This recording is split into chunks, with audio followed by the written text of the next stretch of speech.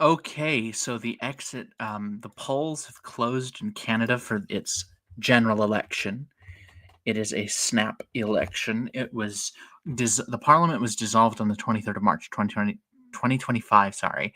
And uh, the election was held on the 28th of, um, today, 28th of April, 2025.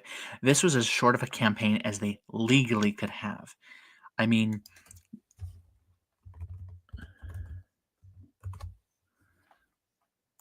so So currently, I'm gonna go find the election results, and uh we'll be having. I'll be looking at the results. So far, the final predictions are that the Liberals will win a majority government after 6 years of a hung parliament. If that were to hold, they would have a 29-seat majority. The Tories would win British Columbia, Alberta, Saskatchewan, and that would be it.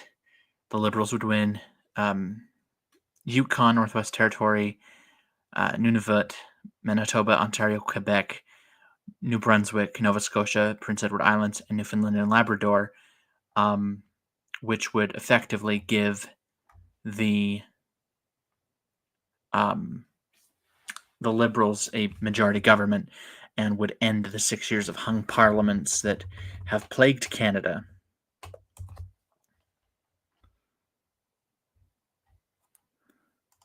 Okay, so my source is going to be the CBC.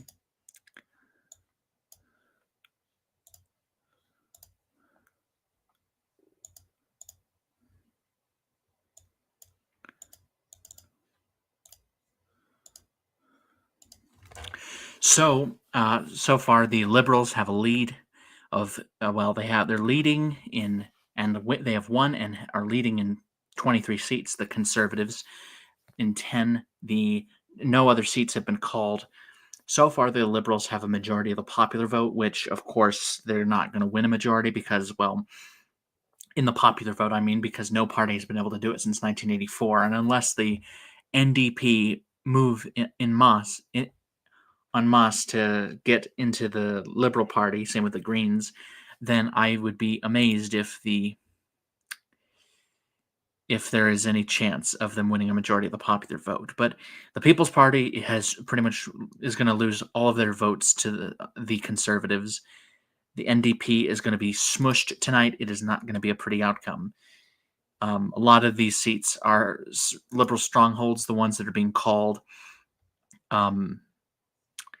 So I would advise everyone be cautious with making any sudden predictions. I mean, I'm just going to say it. Pierre Poilievre ran a pretty terrible campaign, and I think the Liberals are going to win the election with a majority government. I mean,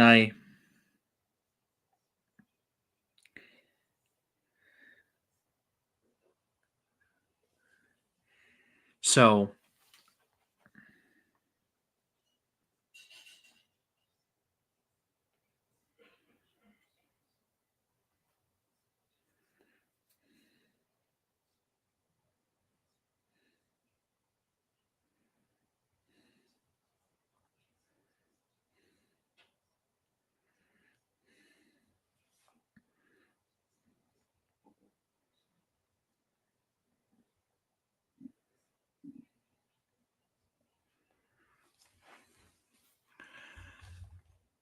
and I'm going to share the link if anyone would like to join.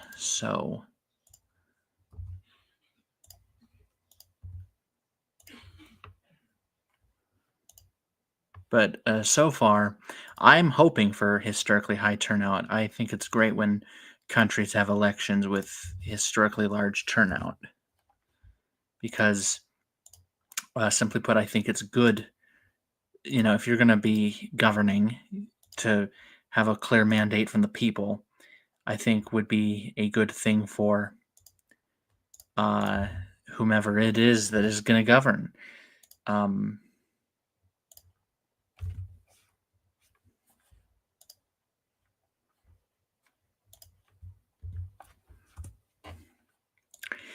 But I mean, personally, I would like to see the Conservative Party win.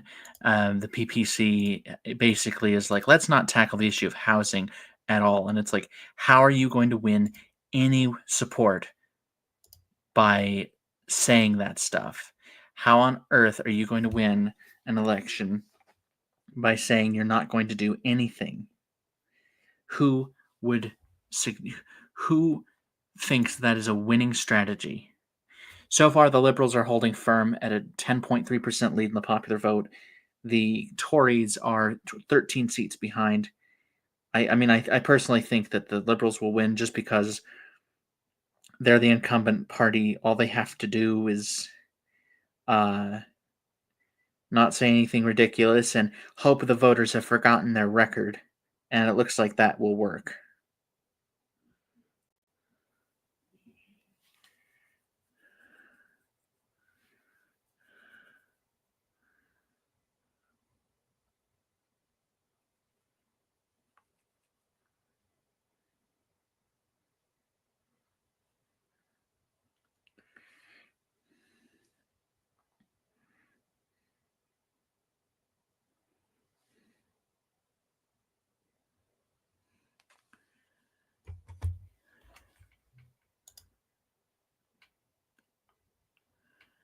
But so far, it's going to be a long night, I think. But it's interesting to me how now naturally the People's Party are running more candidates than the Bloc Québécois, as the Bloc Québécois only runs candidates in Quebec, and they're doing worse in the popular vote than the People's Party. But I fully expect that the Bloc will do pretty well in Quebec. I think they'll lose the popular vote in Quebec, but I don't think it's going to be like.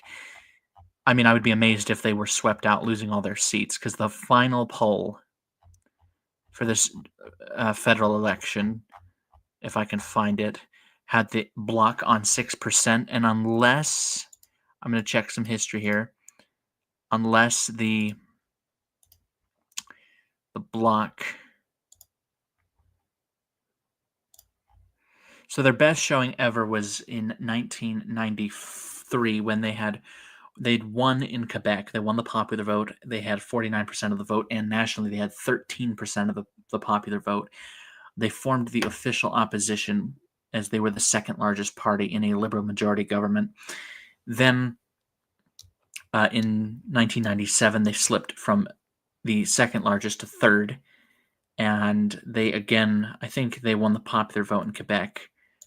I'm going to go check. So 93, they won in Quebec. They were the largest party in Quebec. Then they were the second largest in Quebec, from what I can gather.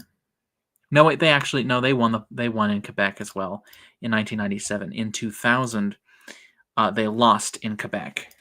By 2000, they were again the third largest party. They lost ground, even though they gained votes, they lost seats. And ever since then, they have been, because I mean they've been the largest party within Quebec. But nationally they've been the third largest party.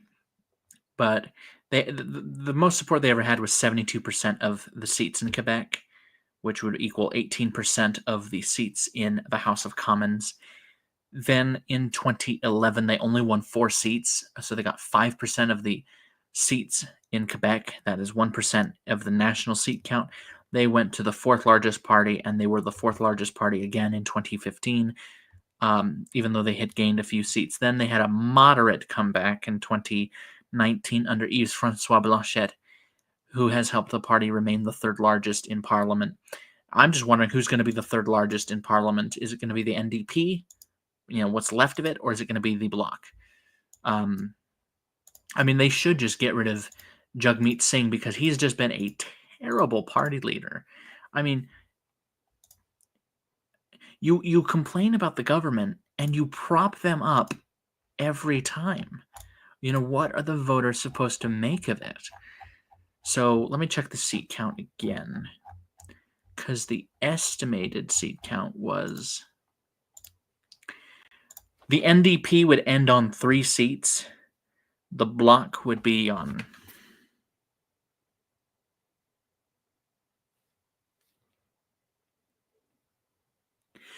the Bloc will be on 18, so they'll again be the largest party.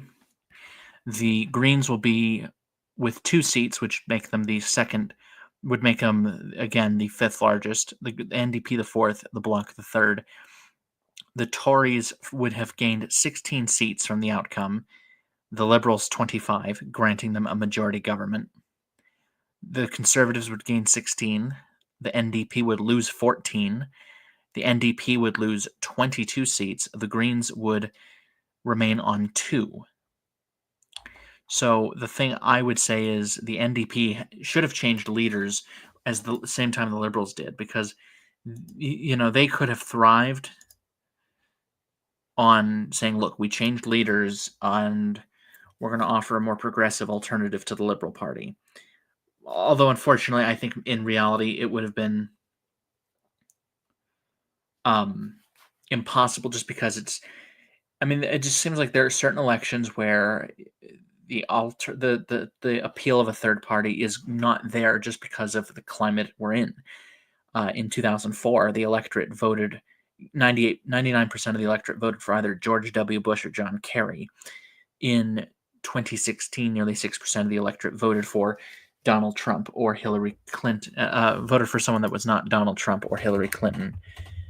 In 2024, only 1.9% of the electorate voted for someone that was not Trump or Donald Trump or Kamala Harris,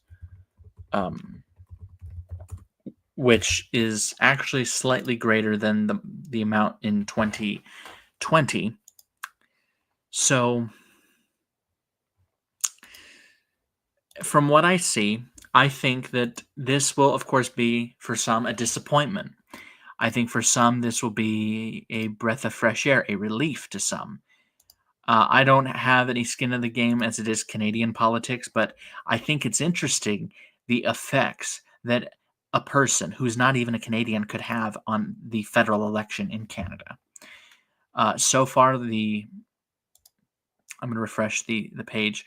So far, a lot of safe seats are being held by either the Tories or the Liberals, who are also called the Grits, by the way. The Grits are the Tories.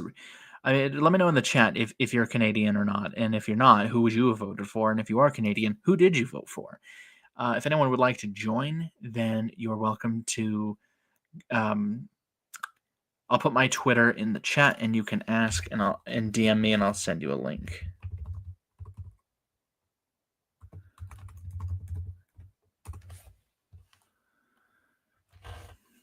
Anyway, the entirety of this campaign, I think, could be summed up by Donald Trump. It's unfortunate. I feel like the Canadian people have been very badly treated by the president, being threatened with annexation and tariffs just because he's a fascist. And, I know people like to say that's being hyperbolic, but it's like, come on. There is no reason to threaten a country with annexation just because you don't like their trade policies. Let's talk to the Canadians. Let's ask them, hey, you've got this really large tariff on milk applied against the United States. Let's reform it. Okay, so they have called a seat in Quebec for the Bloc Québécois. The Bloc, from what So,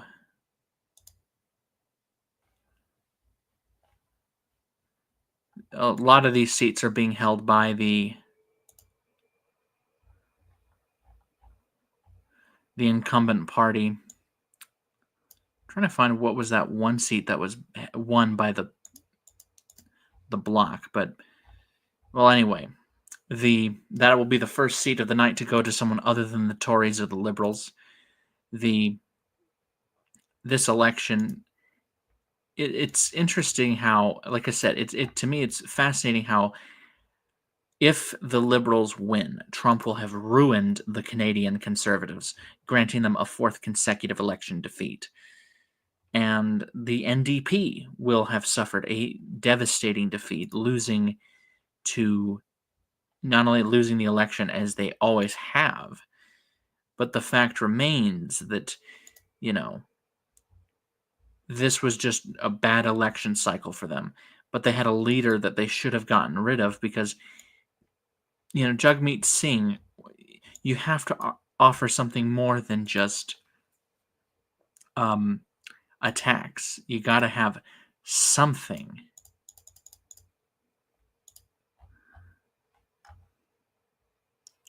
You can't just, the Liberals are bad, the Tories are bad, vote New Democratic. That strategy is only going to get you so far.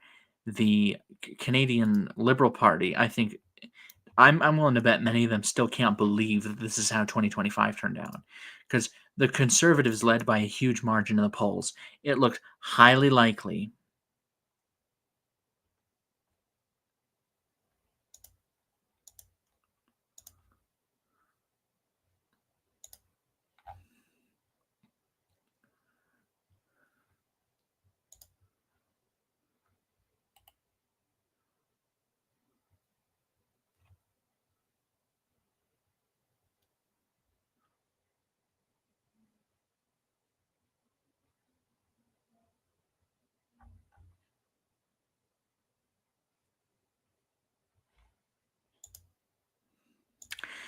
So hello to anyone who is okay. So they did take one seat back. So the Bloc Québécois has won another seat. The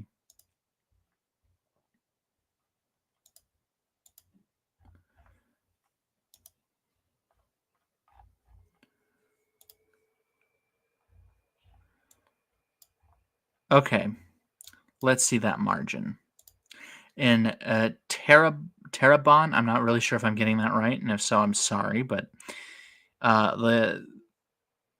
the incumbent is leading, but so far it is too early to call if that seat will be won. But for now, the Liberals are holding firm in the popular vote, leading with a majority. The Liberals, the Conservative Party is behind. I mean, personally, I think Pierre Poilievre is not a bad politician. I mean, I'm not really thrilled with political leaders. I think that he ran his campaign rather poorly. I think that he should have, when Trudeau said he was going to resign, he should have immediately pivoted, away from all these attacks and saying, okay, now that he's gone, yes, we're going to vote down the government, no matter who the next Liberal Prime Minister is, but we're also going to focus on tackling issues like, and getting more into specifics. All these attacks are just ridiculous. Like, we get it. Trudeau's an idiot. And yeah, Mark Carney's an elitist. We get that. But you need to have something more than just attacks. And I think that, sadly, the election might just be a situation of orange man bad, therefore liberals must win kind of thing, even though all this started on their watch. And I think the Conservatives should have said that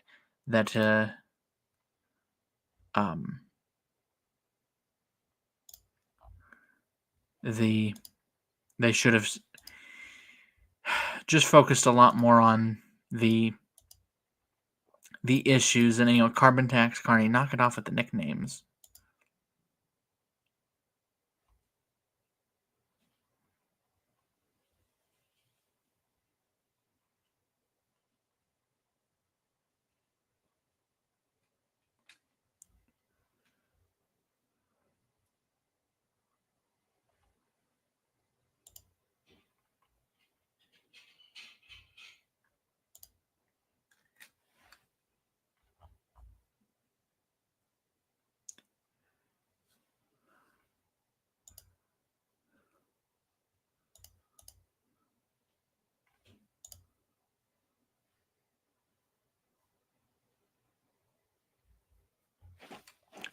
Okay, so someone on Discord asked, why is one party just Quebec?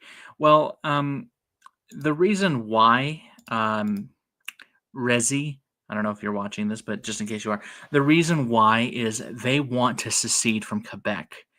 I mean, that's at least what they've always stood for, but it seems like now they're just more like, because they're devoted to Quebec nationalism, and they tried to secede in 1995. The referendum campaign was insane, and they almost succeeded from. They almost succeeded in their goal of seceding, although the Canadian Supreme Court later ruled that the referendum was unconstitutional. Um, they're a regionalist party. They're a Republican party. They're against the fact that there is a a king ruling over Canada as their head of state, and they're socially democratic. So they're like a left of center party. I hope that makes sense. Um, I mean, they kind of seem like they've calmed down in recent years, but still, they are the type to want to be out of Canada. I think if there was a referendum, I feel like if it were held right now, the referendum would fail. I think if it happened a few years ago, maybe they would have left. But yeah, they're a socially democratic party, which, hey, you know what? At least they're splitting the liberal vote. They're a socially democratic party. They support the Kyoto Protocol. They support abortion, and I'm putting in quotes, rights. They support LGBT rights, legalization of suicide, abolition of the Canadian Senate, getting rid of the monarchy, and a secularism law. And they also support, mandating that you put the French translation on everything, unless you want the police sent after you. And it's like they sound. I'm not saying they're like, you know, they're not governing Quebec like how the Southern Democrats govern the Deep South, but sometimes it seems like it. Really, you're going to waste taxpayer dollars policing people of whether or not they put the French translation on an English item. Maybe when you've solved all the crimes, you can focus on that. Maybe you can look at that once all the crimes are solved. So far, the Bloc Québécois leads in 2 seats, the Liberals in 22, the Conservative Party in 10. So far, the Bloc Québécois is leading the People's Party has more votes than the Bloc, but, the People's Party has never won an election of any kind at any level in Canada at any time. Let me update this. But the key thing that everyone should remember is that, people were like, oh, Justin Trudeau resigned and the Liberals are going to lose anyway. But it's like, just because it happened here doesn't mean it's going to happen everywhere. Where an unpopular incumbent finally accepts that they're not going to win another term and they drop out and they get replaced. It's, because when, Biden dropped out, I thought maybe there's a chance Kamala Harris could win. Maybe. Not that that would have been a good idea, but hey, anything's possible these days. But with the Liberals, it's like a lot of that anger against the Liberals, it was just about Justin Trudeau. And I think the Conservatives underestimated how much support would come back to the Liberals once Trudeau was gone.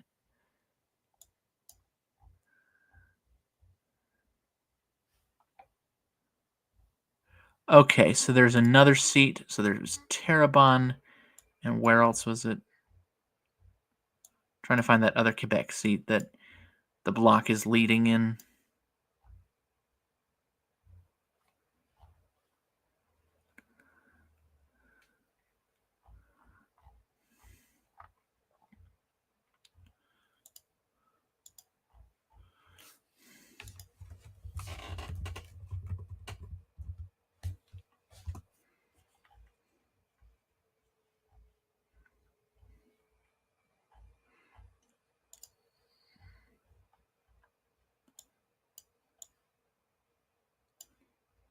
I know some people might be upset with me turning on the brightness mode, but I'm trying to find that other constituency that the Bloc is leading in, but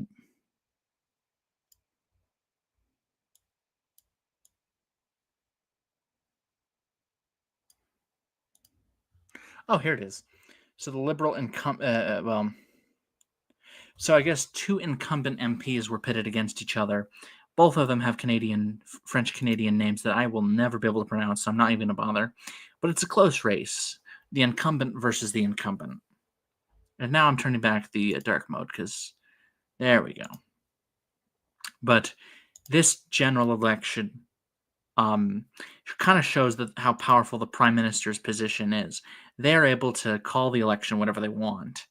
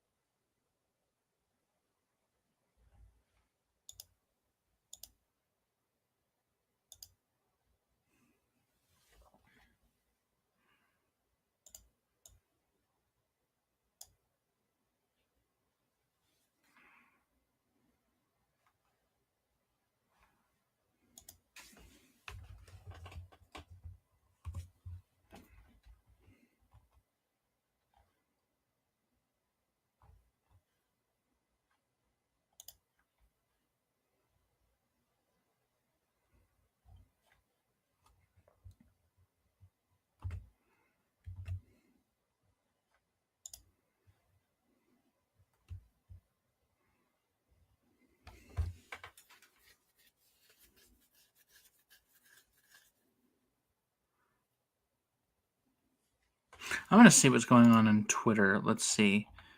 And no, I will never call it anything but Twitter.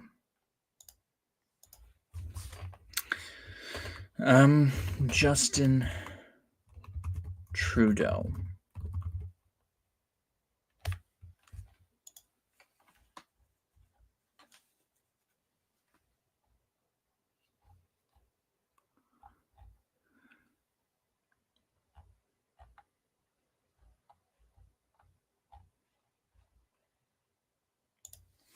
Let's see.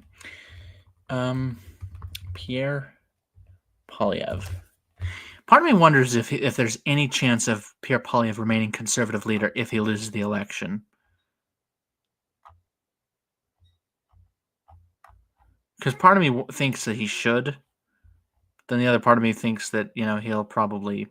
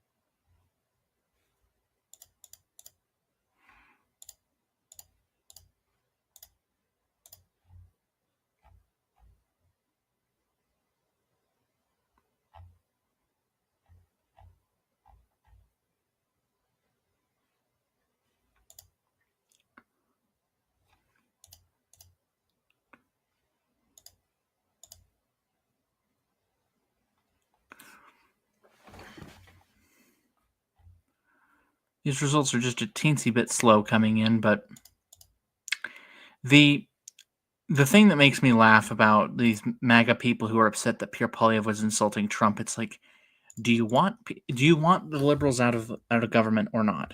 Because Trump is extremely unpopular in Canada. So, of course, anyone who wants to be prime minister has to completely denounce him. Oh, that doesn't sound pro-Trump. Well, they're not supposed to be. They're supposed to be pro-Canada. Put Canada first. No one who is America first should be upset about the idea of Canada putting Canada first.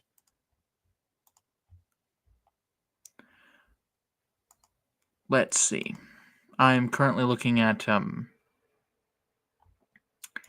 the Twitter page of Jagmeet Singh, the NDP leader, It's going to be pretty funny. Let's see.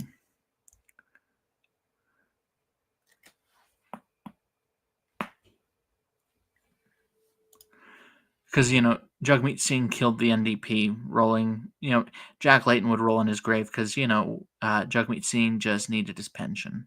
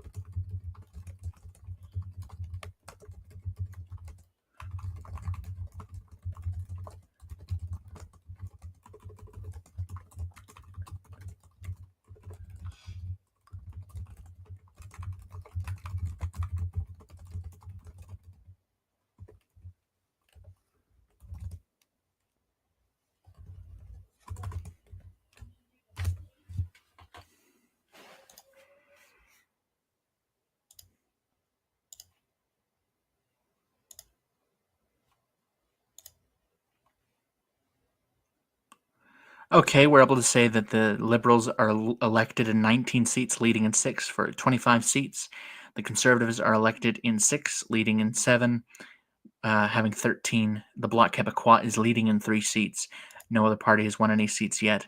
So far, it is the Liberals' race to lose. They are currently leading in the popular vote by nearly 100,000. They're holding pretty steady at 52%. A lot of this is in the Liberal strongholds in East Canada. There is one seat where the Conservative candidate is leading by a landslide. It's in a very, very conservative part of the country in Saskatchewan. So the Canadian Conservatives can at least take comfort that they're starting to close the gap just slightly in the seat count. In the popular vote, not so much, but the seat count is where they're starting to close the gap. So far, no votes have come in to suggest a lead or win for the NDP or the Greens, but it is too early to call there. The People's Party is at nearly 1% of the vote. If the Liberals win this thing comfortably, then it looks like all the fear-mongering of the PPC splitting the vote was for nothing. Currently, the Bloc is now leading in 4 seats, but has not officially won any yet. East Canada is making their voices heard in Labrador. The Liberal incumbent, Philip Earle, has been re-elected to an additional term with a 10.1% margin over the Conservatives. Carol Anstey in Long Range Mountains has defeated Liberal incumbent Don Bradshaw by a landslide. Liberal incumbent re-elected in Avalon in Newfoundland and Labrador. But yeah, there's a definite trend to a two-party system in Canada. The Tories are now just 88,000 votes behind. They're not really closing the gap so far.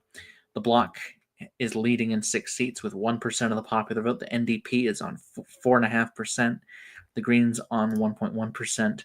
The People's Party stuck at under 1%. But so far, the Liberals are having a good night so far, but it is too early to call. If anyone would like to join the stream, especially Canadian citizens, to discuss or talk about the election, you're more than free to do so. I put the link to my Twitter handle in the live chat, and we can talk about the election outcome. Or you can tell me who you think is going to win, Mark Carney or Pierre Poilievre. So far, the Conservatives are holding steady at just around 40%. The Liberals slightly dropping under 52%. So far, the third-party vote has collapsed further than I anticipated, but I know it's too early to make any predictions. But let's see. The People's Party, the fact that they are just a blip shows that it was really just a protest party in 2021. I mean, there were people who thought the PPC would win a couple of seats at least. They didn't win any, but they did win nearly 5% of the vote. They have lost virtually all of their votes. I don't think there's going to be a single riding that they're even remotely competitive in. Let's take a look at the national situation. In Yellowhead, a new MP has been elected. The PPC, not even close. They're not even on the ballot in this particular constituency. Because in the Heartlands, the PPC was, not competitive, but hey, they were like, it was like a two-party race between the PPC and the Tories. Now the electorate is collapsing behind the two major parties, I think, out of just trying to game the system. That's really what it is. It's a first-past-the-post system, and they're just trying to see if they can have an advantage over the other. But so far, it's a 9-seat deficit between the Tories and the Liberals. The NDP remains the third largest party in the vote, but this is a historically bad showing. Let's see. I'm going to see what I can find is whether it's the best or worst performance for the NDP in a general election. Because at first they started out pretty strong in the single to high, in the low to high teens. And the first time they cracked 20% was 1988. They would not do so again until 2011 when they hit 30%, and they have never had that type of support since. But the lowest vote share they ever had was in 1993 with just under 7%. It looks like they might be at their worst defeat ever. I can't imagine being a member of the NDP right now because you had a party leader that you've had years to get rid of, and now the NDP might... I mean, I personally wonder if there's any chance the NDP might just finally collapse, and they might just go to the Liberal Party, and they might be able to take over the party in certain areas. I mean, I'm not to say that a party within the party strategy is a good idea. I mean, the Tea Party was an out-of-the-box failure.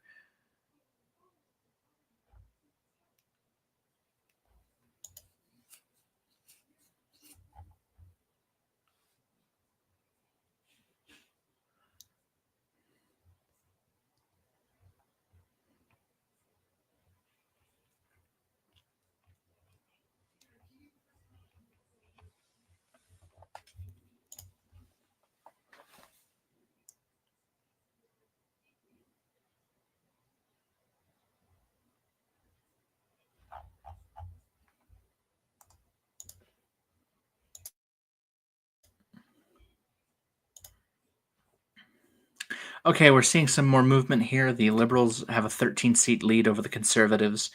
For the Liberals to win, they just need to win 235 more seats. The Conservatives would need 248 more seats to win. So far, the Bloc has not officially carried any seats, but they're leading in this particular constituency. The Bloc incumbent is winning in this particular constituency. The Bloc incumbent is leading by a landslide. The Conservative incumbent in this particular constituency is in third, but very little of the vote is in, so there's no way to say who will win there. The NDP, the Liberal and Bloc incumbents are very close in margin. Too early to call. In the national vote, the Conservatives are stuck at 40%. The Liberals are at 50%. No party has won a majority of the national popular vote since 1984. And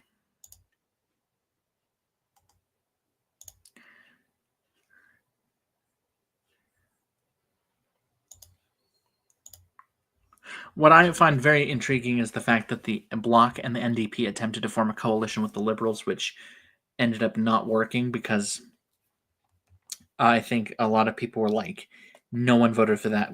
No one voted for that coalition. So it wouldn't have had a democratic mandate. I personally am fine with coalition governments, but you have to know when it's appropriate, when it's not.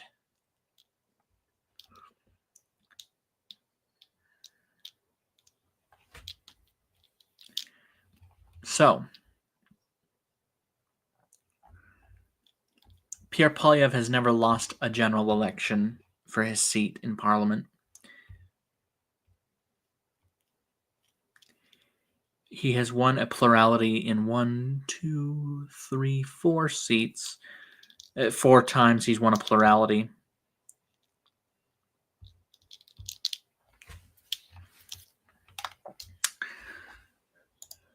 But I think overall, if anyone would like to join the stream, just message me on Twitter and request or tweet at me if you'd like, that you'd like to join. I'll send you the link.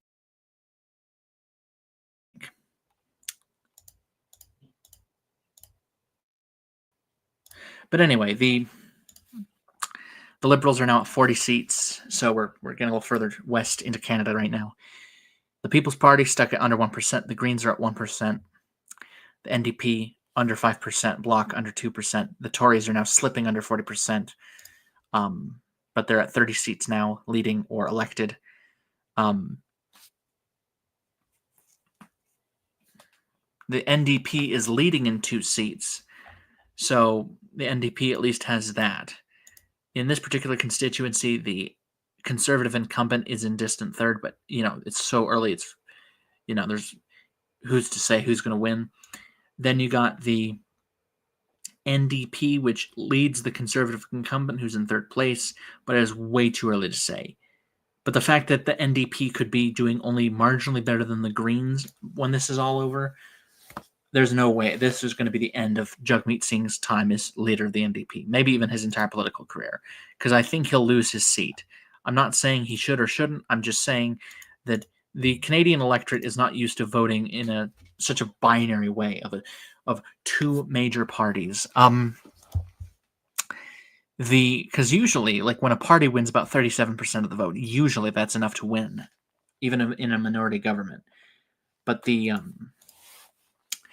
I think that the general election of 2025, it's going to be rather unpredictable, just because of the fact that the winning parties, the 2 major parties, have such levels of support they haven't seen in who knows when, really. Because the Liberals have not won 40% of the vote since 2000. The Conservatives have not won 40% of the vote since 1988. So the key thing that people got to wonder here is, is this going to be a temporary thing, or is this going to be like a kind of a realignment of the electorate's choices? I'm trying to find I'm trying to find the last election where it was like really like concentrated between 2 parties, and so far, I'm not really finding it, because usually when one party wins, the other party, the second largest party, is like rather behind in the seat count, even if they are not that far behind in the popular vote. Because usually when Canadians elect a new government, they're not rather indecisive as to whom they're supporting.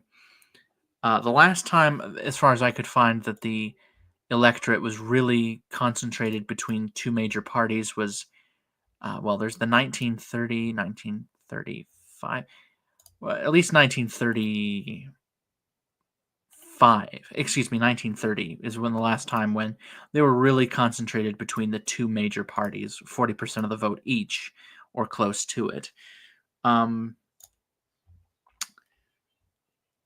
Because usually, they're rather decisive. One party wins the most seats, even if it's not a majority, and the other party is rather far behind in the seat count.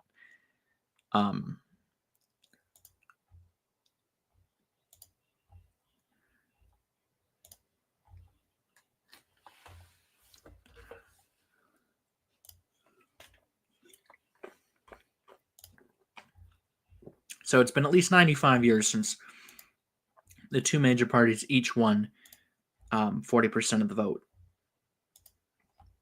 And 1974 may have been the last time in which both got relatively close to 40% each. But, it's just amazing to me how split for many years. Like after the Jean Chrétien era ended, Jean Chrétien. I'm trying to be more respectful to the Canadians and trying to get the pronunciation right. Not to say I was being rude before, but for years you could just see it in the recent elections where it was increasingly splintering. 2021, over a third of the electorate have voted for a third party option. If all the third party voters were put together, they'd have more votes than the Liberals in 2021. So now the Liberals are leading in 52 seats, leading or elected in. The Conservatives are at 13 seats, 39 seats. The Bloc on 11, the NDP on 1, the Greens on 1%, the People's Party stuck at just under 1%, Libertarian Party, no other parties at 0.5%. So it's really a two-horse race in this contest, and I mean, I personally, if I were a Canadian, I would be a member of the Conservative Party because naturally I'm a right of center person, rather libertarian, but at the very least right of center, because I know people tell me I'm not a real libertarian, and if I'm not, then I guess I'm just a center right individual.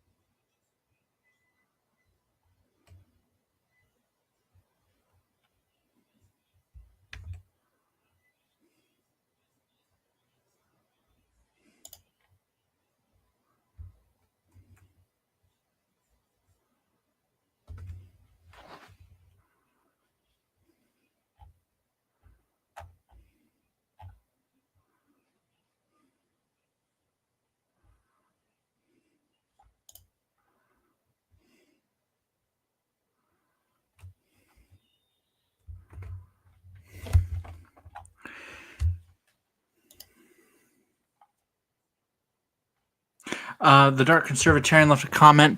Hey, Sky, having fun covering Canadian politics? Oh, you bet. Honestly, it's fascinating to me. They have a constitutional monarchy with a parliamentary democracy. We have a presidential republic. He says he joined, but it's a bit of a busy night. That's fine. I don't take anything personal with it. I do need to make a video addressing our earlier Facebook spat, and I can assure you it's going to be in good faith. Just if you're wondering, okay? And if you want to comment, even if you don't join, that's perfectly fine. So the the Liberals are on 66 seats, the Conservatives on 49, the Bloc Québécois is on 10, the New Democrats are on 1. And I honestly, Darkon, I got to tell you, foreign affairs. I forgot just how well that that and as well the other Facebook post about those who voted for Trump and owing an apology to the country, just to kind of set the record straight. The um, but I got to tell you, reading about these other countries and how their electoral systems work is fascinating. I know libertarians aren't big on voting, but I personally just love the numbers. I love the arithmetic. Oh, you in Israel, you got to get 3.3% of the vote, 3.25% if you want to get a seat in parliament. In other countries, the threshold is so low that virtually anybody can get a seat. To not get a seat, you'd have to be basically having 99.4, excuse me, 99. No, yeah, 99.4% of the electorate voting against you to keep you out of parliament in the Netherlands.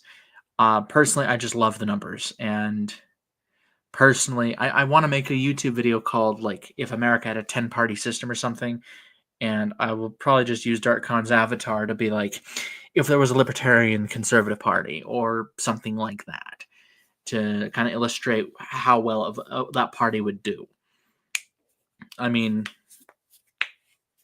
and I mean, it would be speculation, but at the same time, it'd be fascinating to think about if America didn't have to choose between two major parties that it's clear that their respective bases are deeply divided. You got those who were libertarian or libertarian leaning, or they're like, I don't find them to be that disagreeable, but they're gonna vote for the Republicans tactically, as DarkCon has in 2020. Is that he told me that he was afraid Kansas was a bit close for comfort, so he's like, and he voted Republican, and then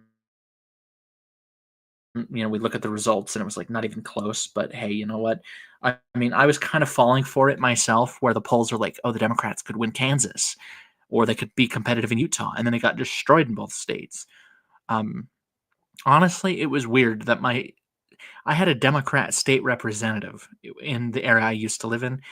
I voted her out. I don't have any regrets about it. And she lost, and it was pretty funny to me. I mean, as much as I do not like Trump being president, I'm not going to lie. All these Kamala Harris supporters, not. It's like you guys had a decade to figure out how to beat Trump, and you've been in power for half that time. And by the way, it's worth pointing out, it seemed like the Democrats had somewhat learned from the 2016 election in 2020, and then they completely forgot, just like how Joe Biden forgot he was the president. Check out the episodes of Darkmouth. I really need to make myself like tune into them, just because it's like I'm feeling like there's going to be a lot of references I've forgotten.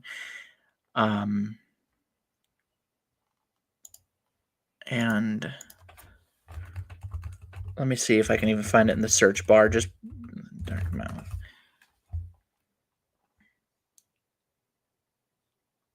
There's a YouTube channel called Darkmouth, but I know it's like you have your own, like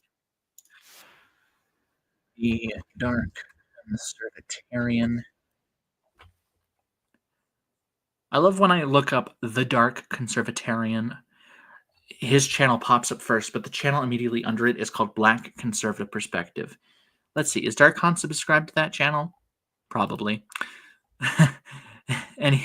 Anyway, let's see, Darkmouth.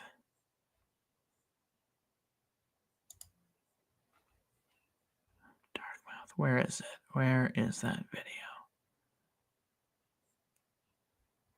Is it on Darkon Entertainment, or am I just missing it? Because I'm not seeing it at all. I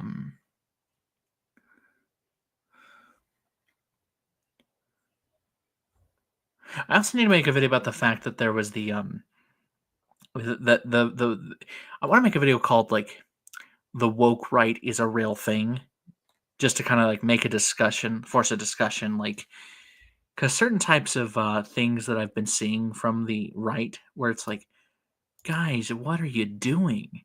You have a situation in which you're like, we're against DEI, but we're gonna like try to prioritize only fathers. We're gonna try to prioritize fathers in the hiring process. It's like that's DEI.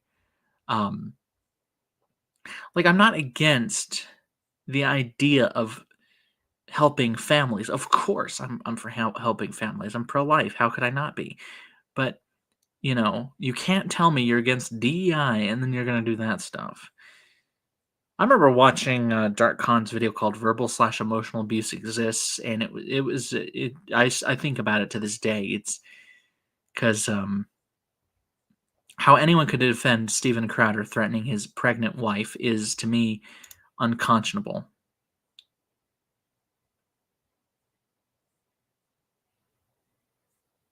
Oh, that's a YouTube channel, Dark Mouth?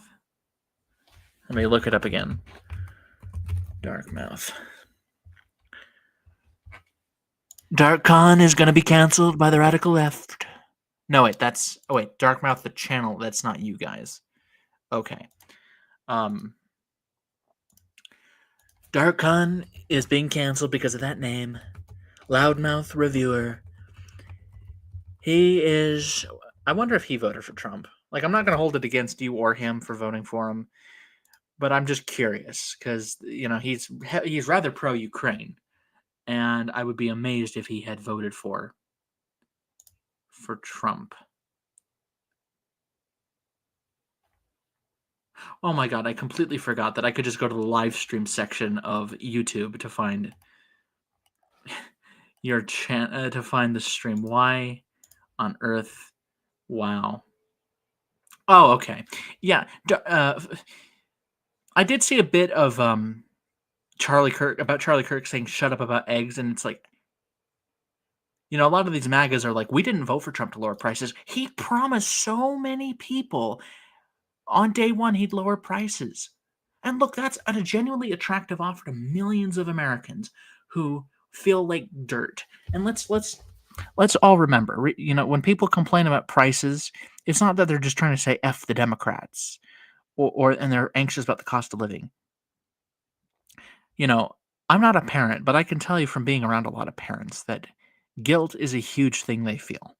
If they can't afford to feed their kids or to meet their kids' needs, it's a crushing feeling for them.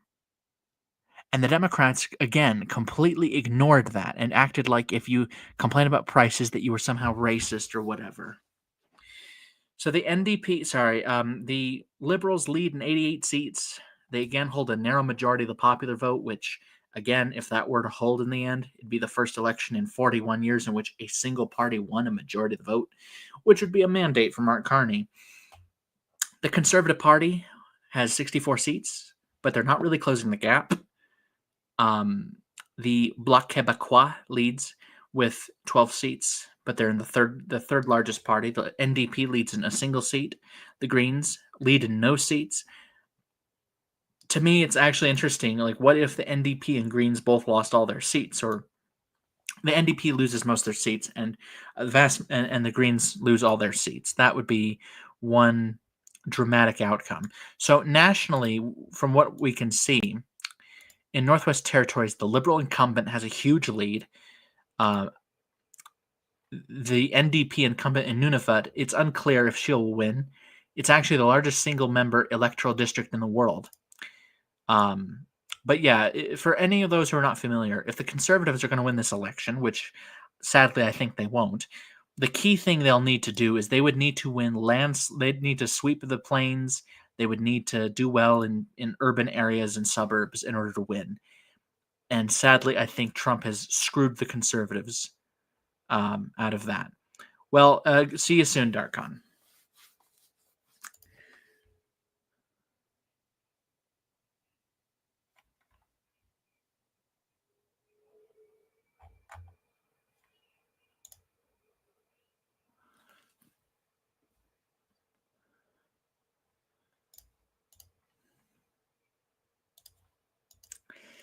Well, let's see the current standing of the electorate. Well, the Tories are still going under 40%, but at the same time, A lot of these rural areas that vote heavily conservative haven't come in yet. I'm not saying therefore the conservatives will win, but it is too early to say. And this number, these total numbers on the right, total, those can fluctuate because you got the elected under the elected column. That's solid. Leading can change at any moment because in elected seats the Liberals have a majority.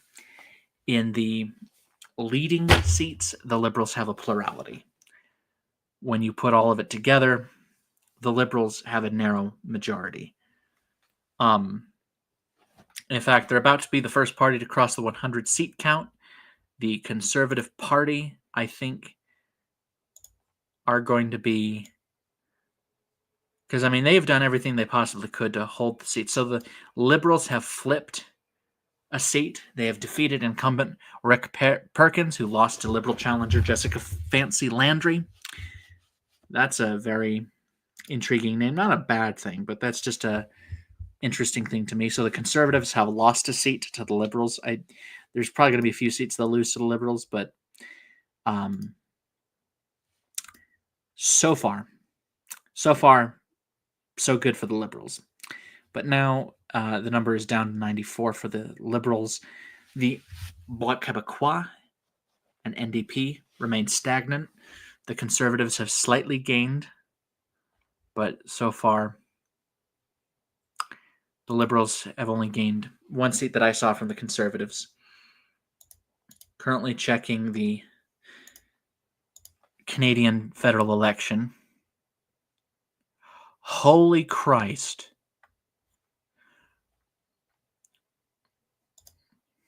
Look at this. Someone's vandalized the Wikipedia page.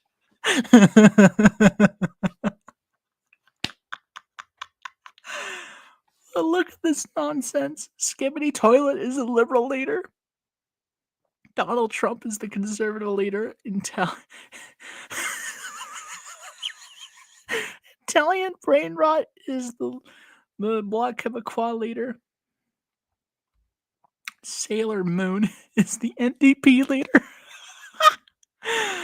Justin Bieber and Justin Timberlake, the Justins, are the leader of the Green Party, and J.D. Vance leads the People's Party. My God.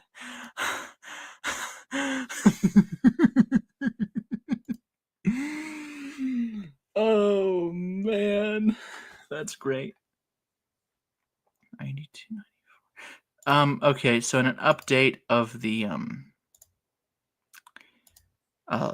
electorate so far, the Liberals are holding an increasingly narrow majority of the popular vote, and they lead in the seat count with a majority. The Conservatives are on 76 seats, the Liberals on 102, the Bloc on 16, the NDP on 2, the Greens so far nothing.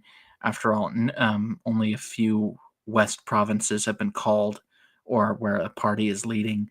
So the parties, when the color is dark, that means they have won. When it's light, they've won. When it's dark, they are leading. The Conservatives have defeated a Liberal incumbent. Two Liberal incumbents were defeated, and so there's going to be a number of seats flipping. The Conservatives have defeated Maxime Bernier in Beauce. I'm not sure. Anyway, Maxime Bernier was once their MP. Turns out saying you won't build any housing and you're just going to do mass deportation isn't really going to work in convincing the electorate to vote for you. So Maxime Bernier will be defeated again in his bid to join Parliament.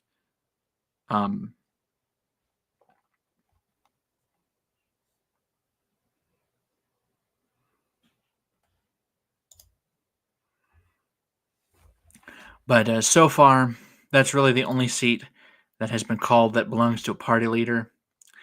The NDP is now leading in 3 seats, which Nunavut, the incumbent NDP member. Then you got Churchill, Kiwantinuk, I'm not sure if I even remotely got close to that. Liberal, the NDP leads there, and the NDP still leads in whatever that's called. The Greens so far leading in no seats. The Conservatives are so far holding firm at under 40%.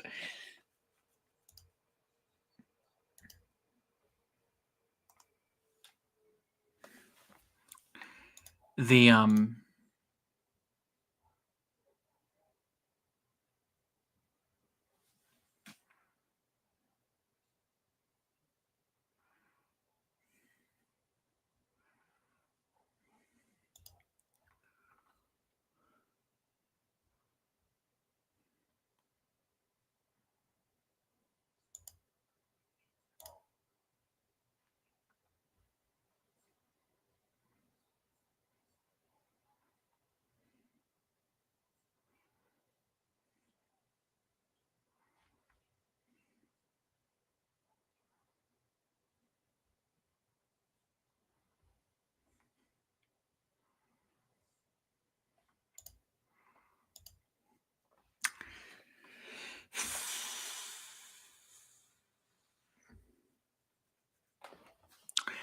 So far, there's not a whole lot of seats left coming from Ontario or Quebec. A lot of East Canada seats have reported results either leading or elected in. The Conservatives are not really closing the gap so far, and it's just ridiculous how many smaller parties there are. I mean, I think they'd get more votes if the outcome of this election were under a proportional system. But there's 76,000 precincts reporting, 75,000 yet to report. So that's basically 75, 625. So that's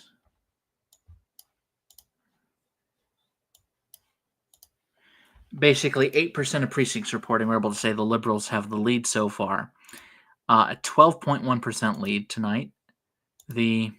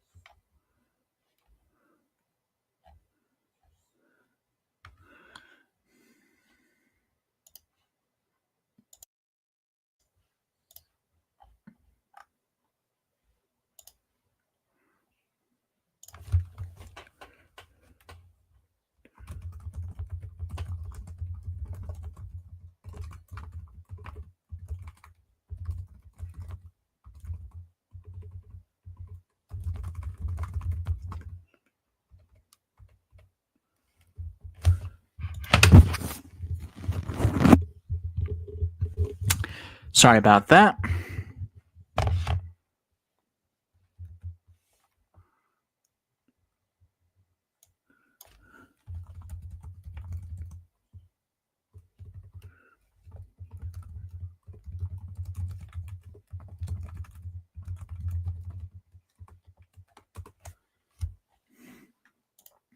I hope to cover the elections in the UK on the 1st of May and the Australian elections on the 3rd of May.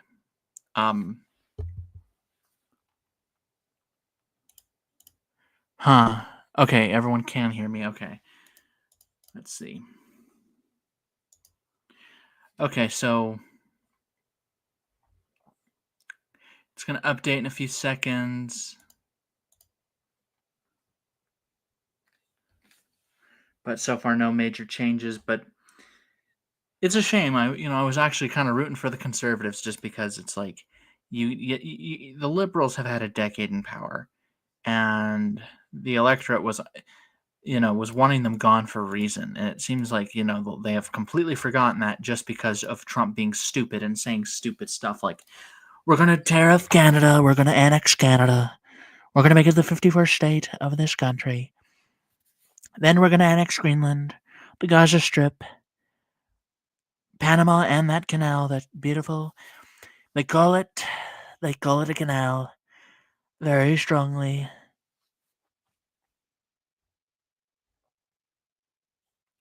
But yeah, so far this was a disastrous result for the People's Party. They lost 4.14% of their votes so far. The NDP is um, it's hard to overstate just how badly Jagmeet Singh has ruined the NDP. I'm going to see if I can find Burnaby Central and its results. So far, no precincts reporting in Burnaby Central. Now we're going to go back to national results. So the Bloc Québécois leads in 16 constituencies, the NDP in 3, the Tories in 79, the Grits in 108. So far, the Bloc and the NDP are fighting for third place in the popular vote. If I'm not mistaken, the Conservative Party was let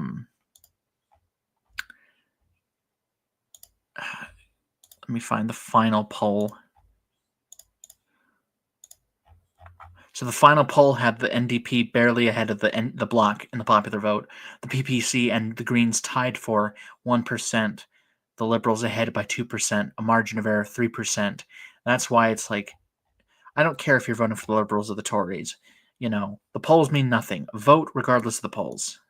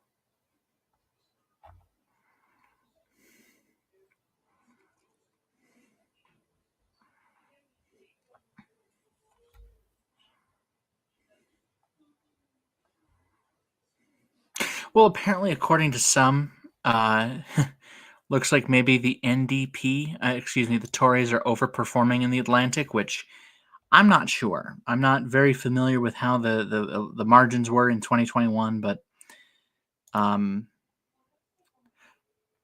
well, anyway.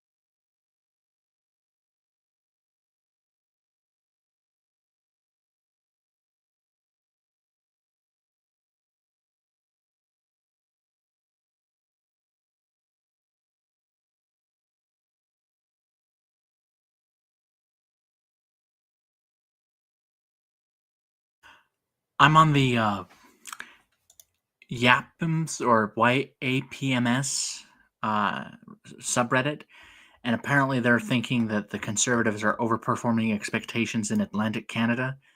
I'm not so sure because I'm going to see if I can find some more regional results from the 2021 general election to see if there's anything at all backing that up. So where am I looking? Okay, so in Newfoundland and Labrador, the Liberals had a 15-point margin. In Prince Edward Island, it was nearly 15 points. In Nova Scotia, it was almost 14. New Brunswick, 9. And, so that's probably why they did so well, as they ran up Saddam Hussein-style margins. So I guess if the Conservatives are overperforming expectations, which maybe they are, maybe they have a chance of winning the election, but it's going to be close. I don't see a landslide being likely.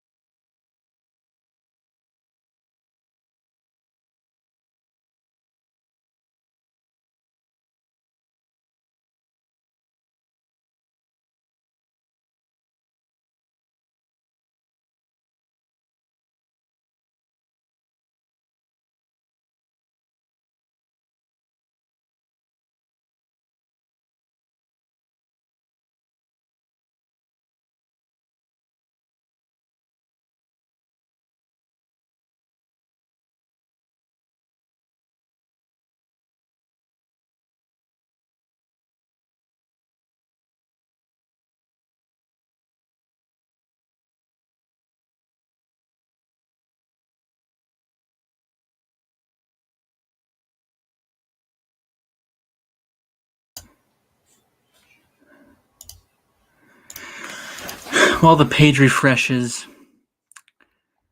let's see.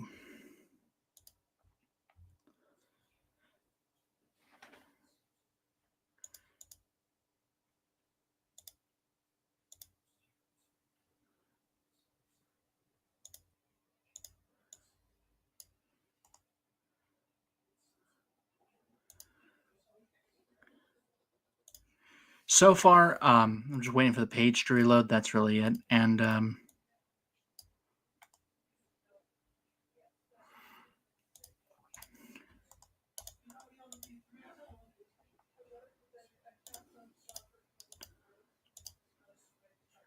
but it's amazing to me just like how like I said, I just can't get over the fact that, oh, have they already called it?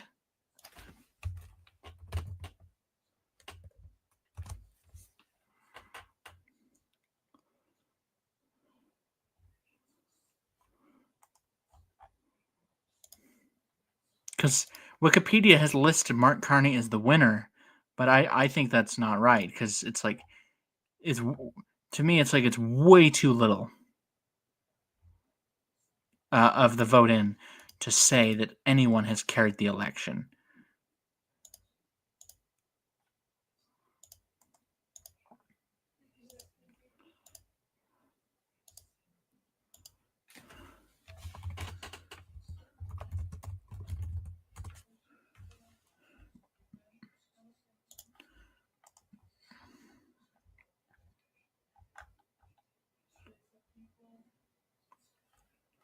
Huh.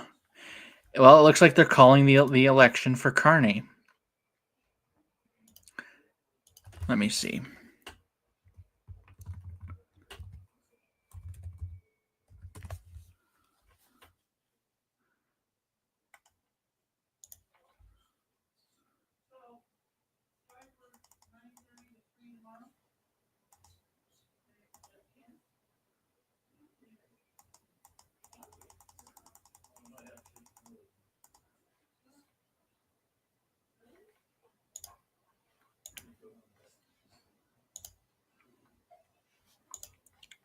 Well, hang on a second.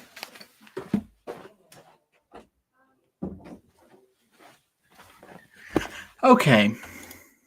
According to Global News, and I hope I'm not about to eat crow here, Mark Joseph Carney is the projected winner of the Canadian federal election of 2025. The Liberal Party is the largest party in the House of Commons. They lead with a plurality of the popular vote. The Conservatives have almost 100 seats. The Liberals have, well, according to this they're projecting at least 142 for the Liberals, 144 for the Liberals, 105 for the Conservatives, 22 for the Bloc Québécois, 7 for the NDP, none for the Greens. So that means that were this to hold, Elizabeth May will lose her seat. If I can find Burnaby South or whatever the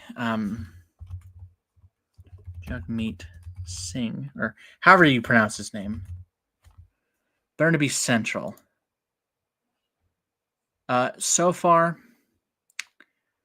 nothing, but it looks like the Liberal Party will win a historic 4th term in a row. No party has won 4 general elections in a row since 2004. And should the outcome hold,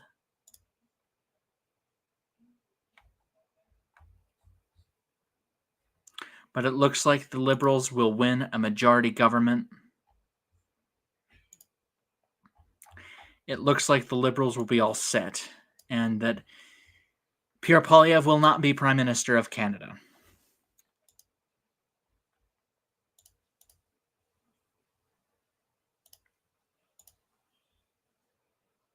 And this will make the first ever election in which anyone voted other than the Liberals as a whole for Mark Carney.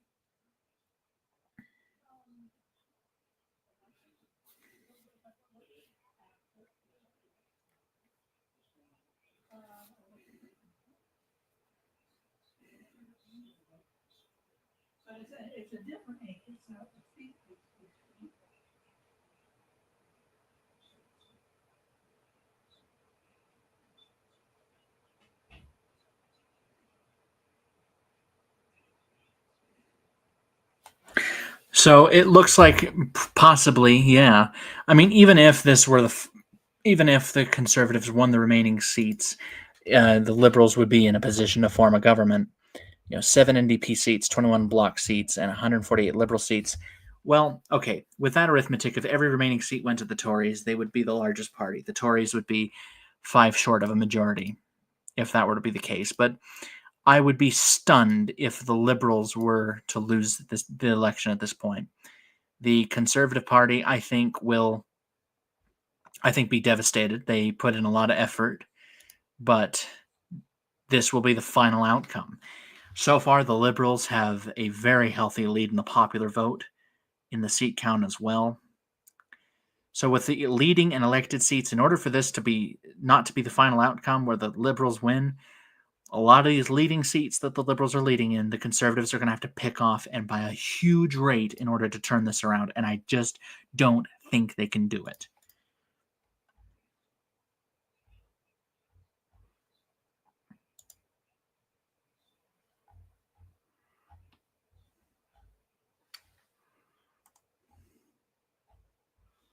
So it looks like all that talk of Conservative overperformance was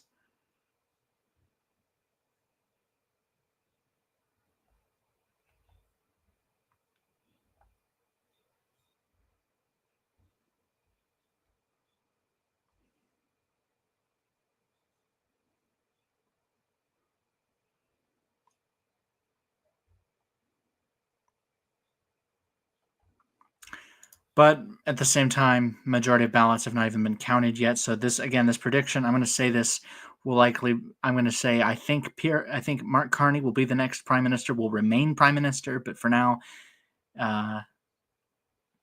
it's not looking good for any chances of the Conservatives winning the election.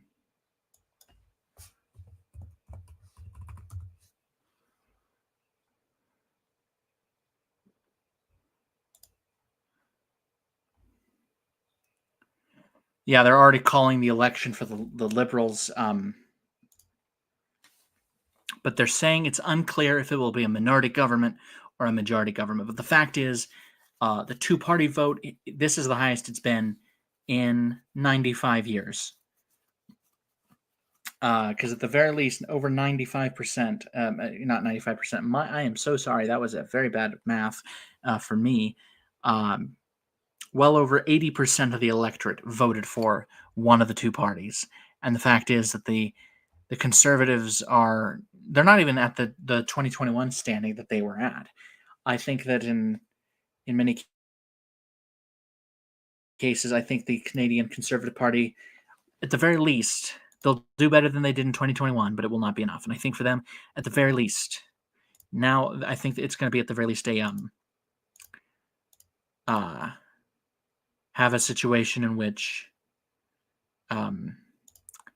they have the battle lines drawn further. And I think the thing everyone should understand is when you have a multi-party system or relatively multi-party system and two main parties consolidate a lot of support, they squeeze the right and left for votes. When they do that, the election result is probably going to be a rather unpredictable one because for years you're used to it being a conservative safe seat. That is, the vote is split between a bunch of parties, or a liberal safe seat split between a bunch of parties. And when the votes consolidate between the top two candidates or top two parties, those seats might not be so safe anymore, or they might be more safe. It really depends on a constituency by constituency basis. But I'm willing to risk admitting I was wrong and saying that I think the Liberals will be at least the largest party in the House of Commons. To the credit of the Conservatives, this will be their strongest showing in decades in the national vote, and that it will show there is a real hunger for the Conservatives, albeit there was more of a hunger for the Liberals, but at the very least the Conservatives had a huge showing. They have lost, but hey, they tried their best, but at the same time, they led by 30 points. They should have planned better. Justin Trudeau, resigning, they should have thought about how, they got to think about something more than just saying Trudeau bad. Looks like in the national vote, the margin is shrinking slightly, but I doubt that's going to change anything in terms of the outcome.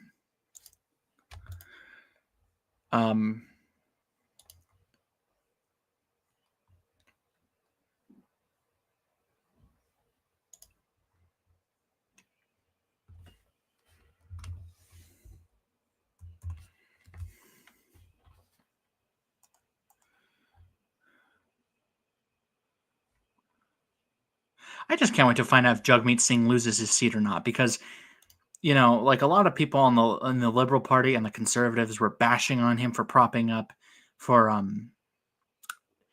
for being who he is and how he campaigns and stuff.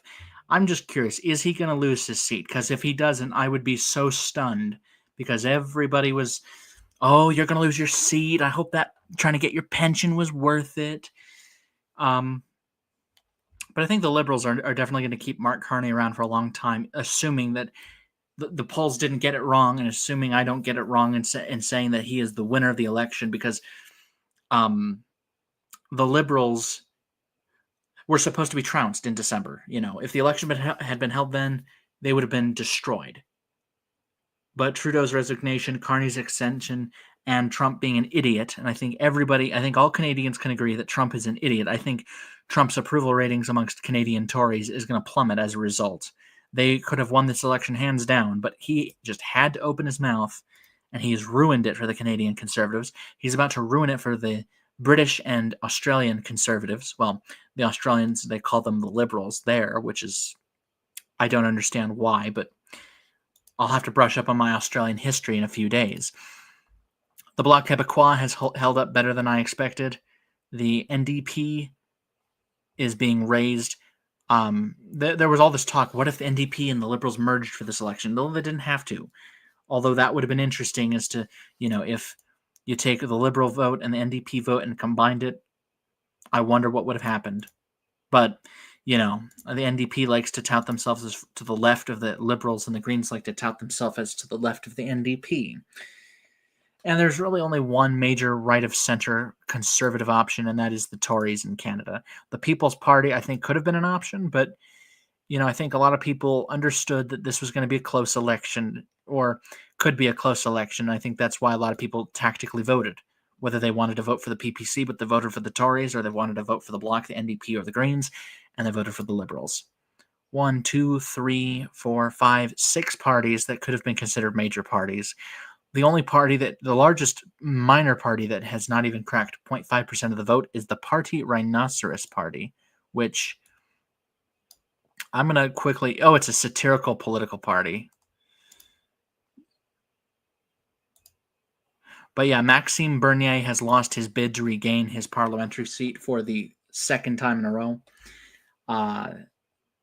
So far, no word on if Jagmeet Singh has lost his seat or Elizabeth May has lost her seat, or if Jonathan Pednialt, I'm not sure how his name is pronounced, but he's running in Outremont. No word if he's lost his seat yet. But so far, the Liberals are holding firm. The Liberals have crossed the 153 seat count at this point in the election. Yeah, I think the Conservatives are cooked as far as trying to win the election. I think they are.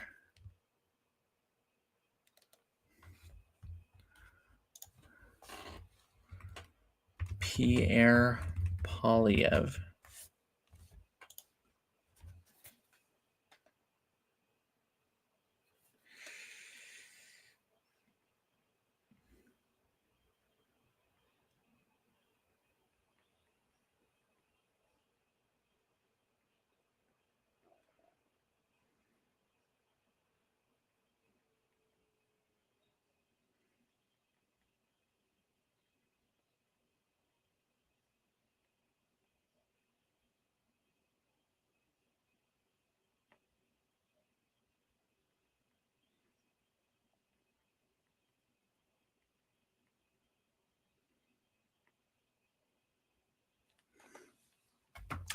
Let's see. What has Pierre Poilievre had to say?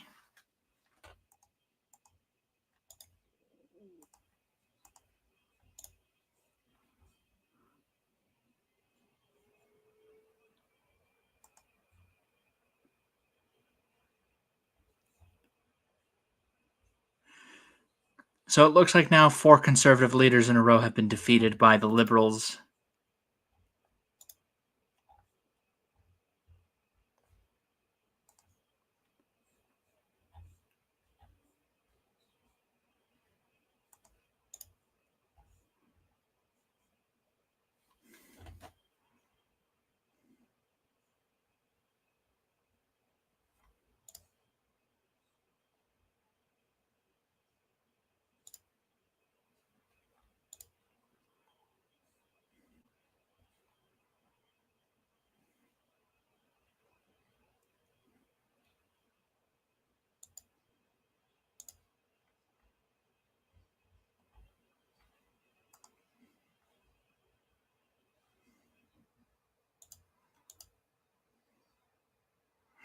Okay, so some more seats have come in. The Liberals are holding firm at 151 seats so far. I would be stunned if they don't win a majority government. I mean, let's put the Bloc together with the NDP. There's at least a left-of-center majority with 180 seats put together. Pierre Poilievre is done. I don't know if there will be a movement to force him out as leader, because on the one hand, this election could have been a cakewalk, but there were circumstances well beyond his control. And just because Stephen Harper was defeated by the Liberals in 2004 and 2015 does not mean that there won't be some saying that Pierre Poilievre could win the next election. I think if he lost 2 elections in a row, I think then they would force him out. Um,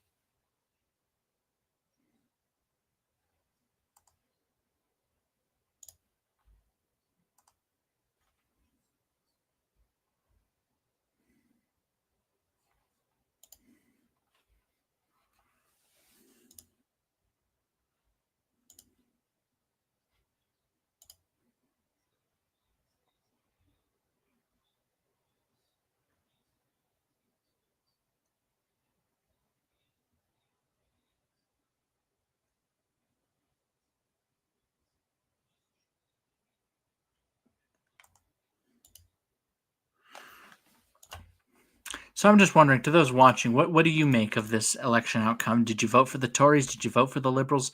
If you voted a third party, how are you feeling right now? I mean, this is a pretty devastating result for those who did not want a liberal government. But to the credit of the Liberals, they are winning a higher share of the vote than they have in living memory. If I can try to find the most recent time, 1968 Canadian federal election, they won 45% of the vote in 1968. In 1965, just 40%. 1963, 41%. So the low 40s was usually their ceiling. If Mark Carney can hold it at just 45%, that alone is a pretty good sign for him of this being the best performance for the Liberals within living memory.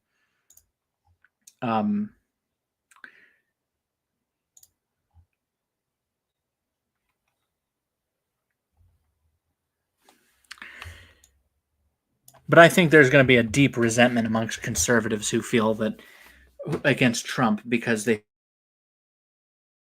feel like he sabotaged their chance of ousting the Liberals, because Mark Carney has all he needs left. All he needs to do is get just 21 more seats. Basically, if the Bloc, if their seats had gone to the Liberals, he'd have a majority government right now. So far, the Conservatives are within single digits, but I don't think it's going to matter. Ultimately, and again, I feel very bad for Canada because they didn't deserve to be threatened with annexation and crippling tariffs. I love the United States, and I'm unashamed about that.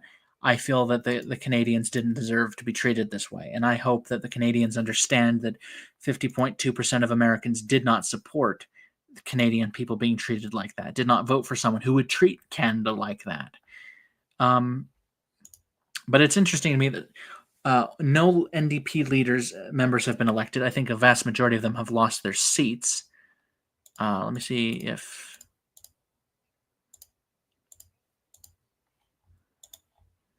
Burnaby South or Burnaby Central.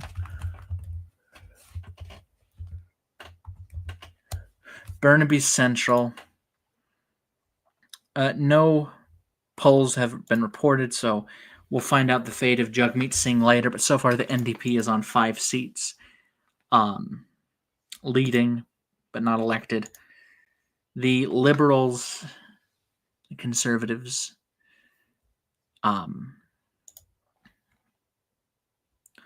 but this is for the Bloc, this wasn't too bad of a showing. They might force out Yves Francois Blanchet, maybe not, probably not.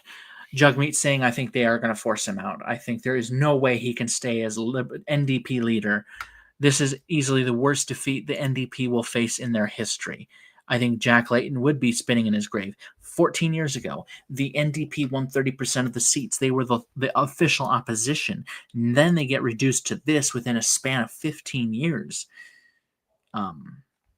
Okay, so the Conservatives are slightly ticking up in the seat count and the popular vote, but do the math. There will be no conservative majority government. And I think that even if we took, let's see what the math would be if we took away the Liberal seats, the Bloc seats, and the NDP seats. there's only 27 seats that have not reported yet. If all of them went conservative, the Conservatives would have a minority government of just 2 seats, and I think they wouldn't last long. And I think as long as Trump is president, I think the Liberals will remain in power just because Trump is just that awful.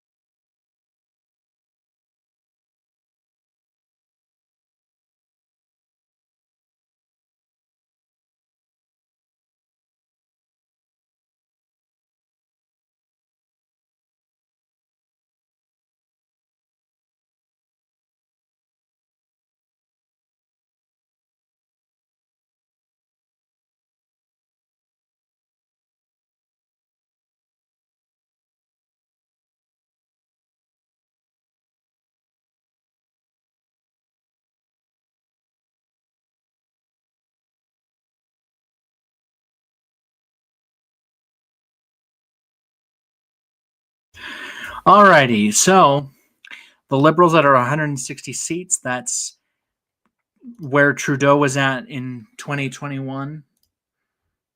In the popular vote, they're about 45%. The Conservatives are at the Conservative Party is at 132 at 40%. So it looks like the Conservative support estimate was rather correct. There's not a whole lot of seats that are not reporting yet. I think that maybe the only thing the Conservatives can hope for at this point is another hung parliament. But I think I personally think that if the Liberals win a minority government, I think it would be pretty much with NDP backing, because at that point the NDP has been raised severely, and I think that the NDP would be in no mood to have another general election. Let me find Burnaby South, because so far the Greens are now leading in a seat. Let's see. No votes are in Jagmeet Singh's constituency. Interestingly, British Columbia basically is tolerant of all the parties. Trying to find which British Columbia seat the Conservatives are. The Greens are leading in. Oh, let me find that the name of. So Saanich Gulf Islands is Elizabeth May's constituency.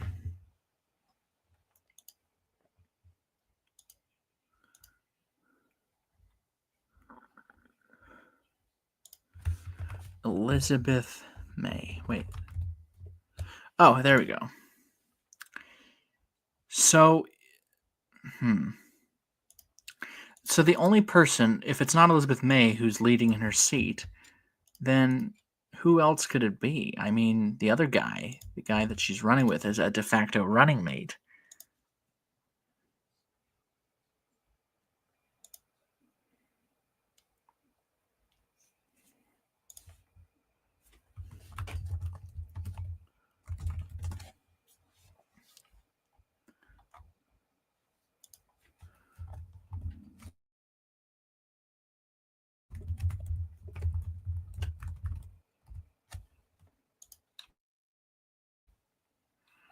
So where are the Greens leading then? Because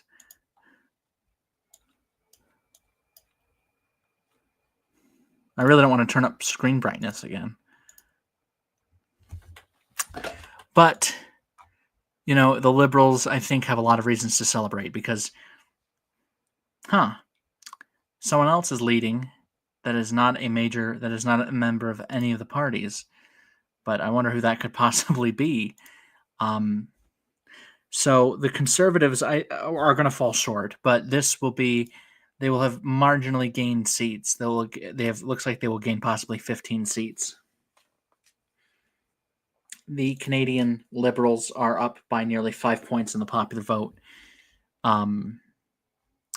Let's look at how many precincts are reporting. So 17,000 precincts are reporting. I hope I'm not wrong in having said that Mark Carney would win, because I simply said it as a prediction, not that I wanted him to win. So 23% of precincts are reporting, roughly 22.6%. Looks like the Liberals, yes, will win a government, but the question is minority or majority. 9 NDP, 24 Bloc, 134 Conservative. So the problem for the Liberals is now it looks like that seat count is starting to really run out. 164 Liberal, 135 Conservative, 24 NDP, Bloc, 9 NDP. So there's only 11 seats that they have not reported anything out of. So possibly, if any of these seats, it looks like the one Green seat's gone, if those remaining 11 seats were distributed between any of these four parties, then there'd be a hung parliament. But hey, to the credit of Carney, he took a party that was about to get raised in the polls, and he brought them to a very, very strong minority government.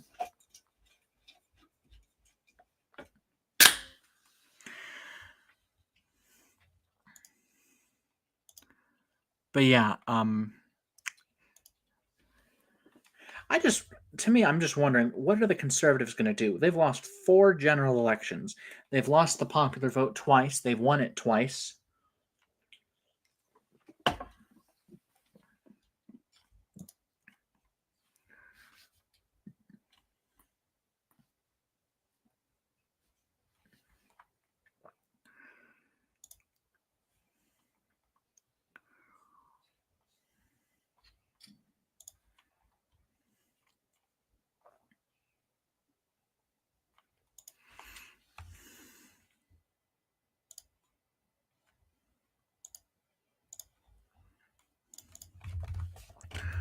I really am curious. Can Jagmeet Singh lose his seat finally?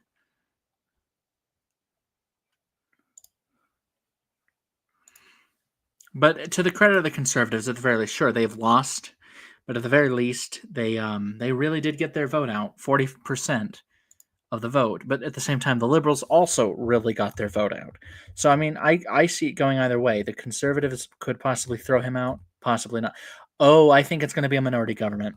I think it's going to be another minority government if this trend holds. I won't say for certain it's officially a minority government, but wow, I need to really stop dropping the mic here. um, I think that because you take away those 11 seats they haven't reported yet, and Carney's 161. There's 171 non-liberal seats, so I think it's going to be a close shave. But I think the Liberals will win a majority. But trying to find that green leading seat because I'm wondering. I just wonder why did, and I'm not saying this to shame anyone who voted for the minor parties. I personally think that it should be normal to vote for minor parties, but I'm wondering what made them vote that way. Just because there's all this talk of fear mongering of another hung parliament or the Liberals losing to the Conservatives. Um, so Elizabeth May, no reporting in her seat. Um,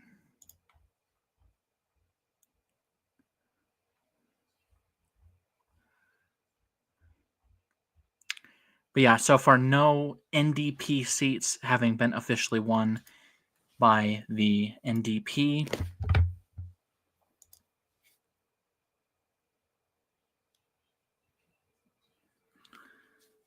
So I think the NDP. It's a shame though there isn't more there isn't instant runoff voting because I think that would be great to. That way you could vote for whomever you really want, and then it comes down to instant runoff voting depending on who places first and whatever, who can consolidate votes. But yeah, thanks to Trump, there will be another 4 years of liberals.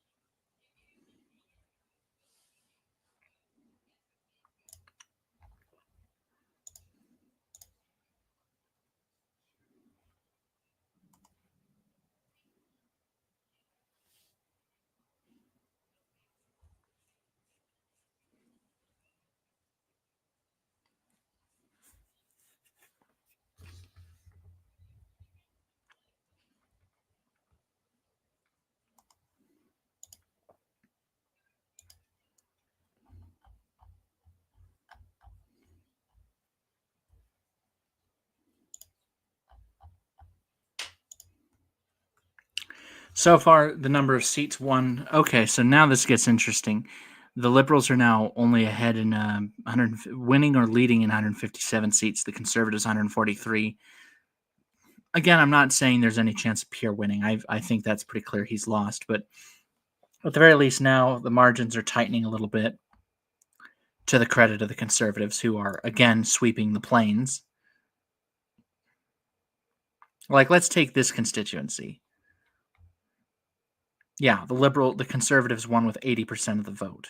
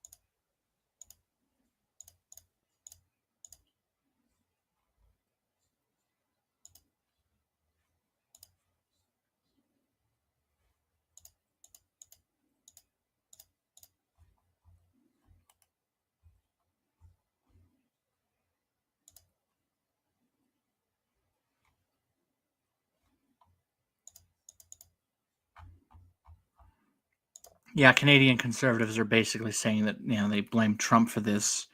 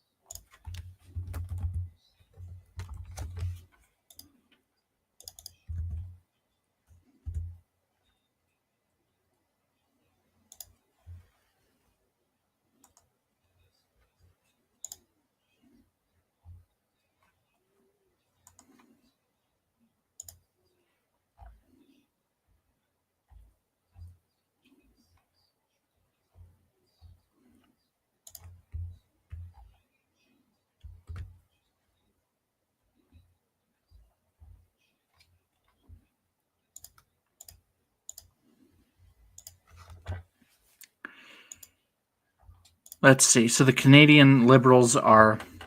It's interesting now that the margins are shrinking, but I mean, to me, it's like they called it rather early. And I'm not saying that, therefore, the Conservatives could somehow win. I'm just saying that's kind of not a smart thing to do,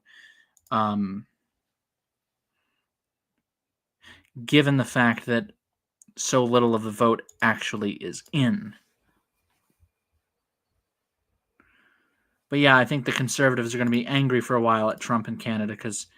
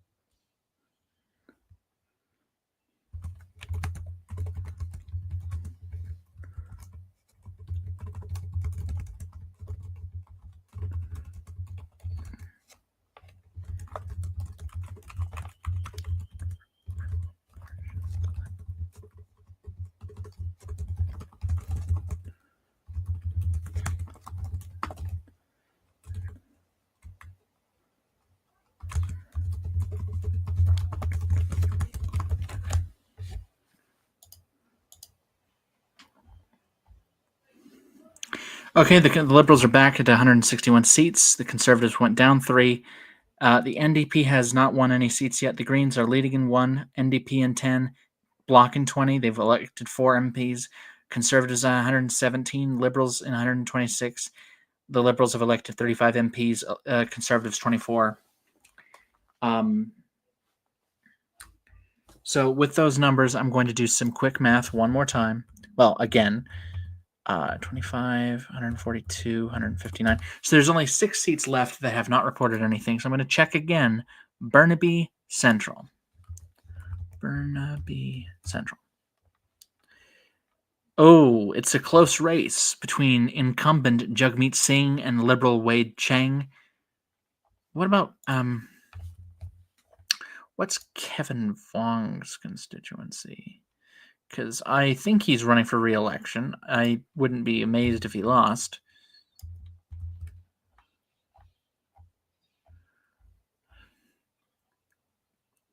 Oh, he won't be running for re-election in Canada. Well, let's see what happens to his former seat.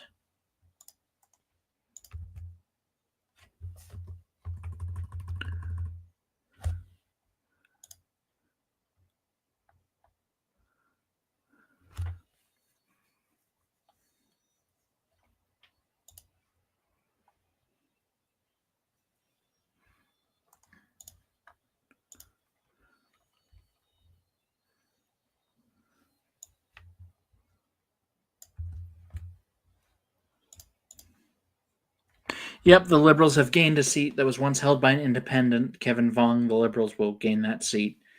I like how MAGA people think that Poilievre criticizing Trump is why he lost. They're MAGAs are the most selfish people I have ever had the misfortune of sharing a country with. They are seriously a bunch of selfish people in a cult that is dragging this country down.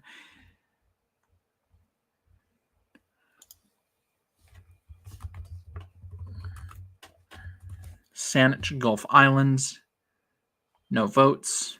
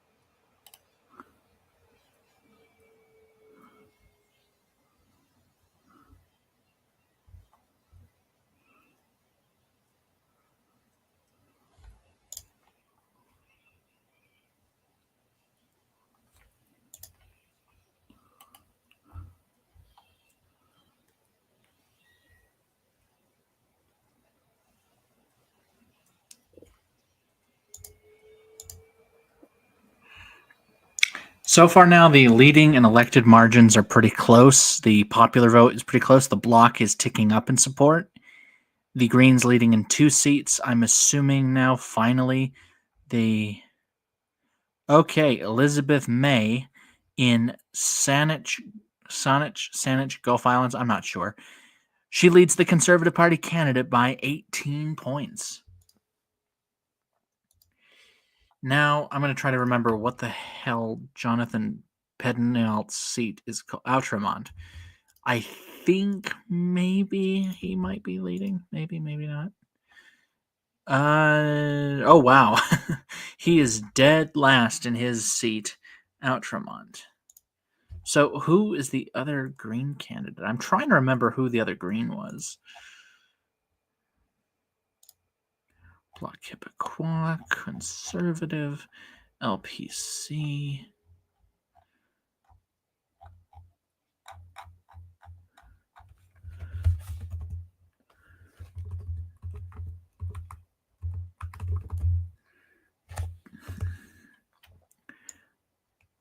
Oh, Kitchener Centre in Ontario.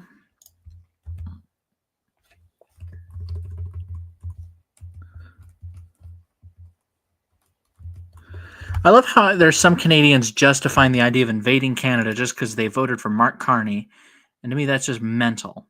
So it looks like the Conservatives have a possible chance of beating incumbent Green MP Mike Maurice, but it is too early to call, so I'm not going to say that the Conservatives will flip that seat. So far, this is an incredibly close race in terms of elected and leading seats. So it's going to take a while, but 155 Liberal, 149. Well, let's see. I'm doing the math real quick.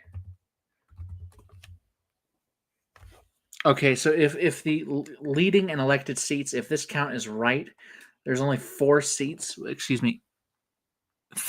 left. So it looks like there will be another hung parliament. I don't think the Liberals will win a majority, but they got tantalizingly close. But it looks like there will be a third consecutive Liberal minority government.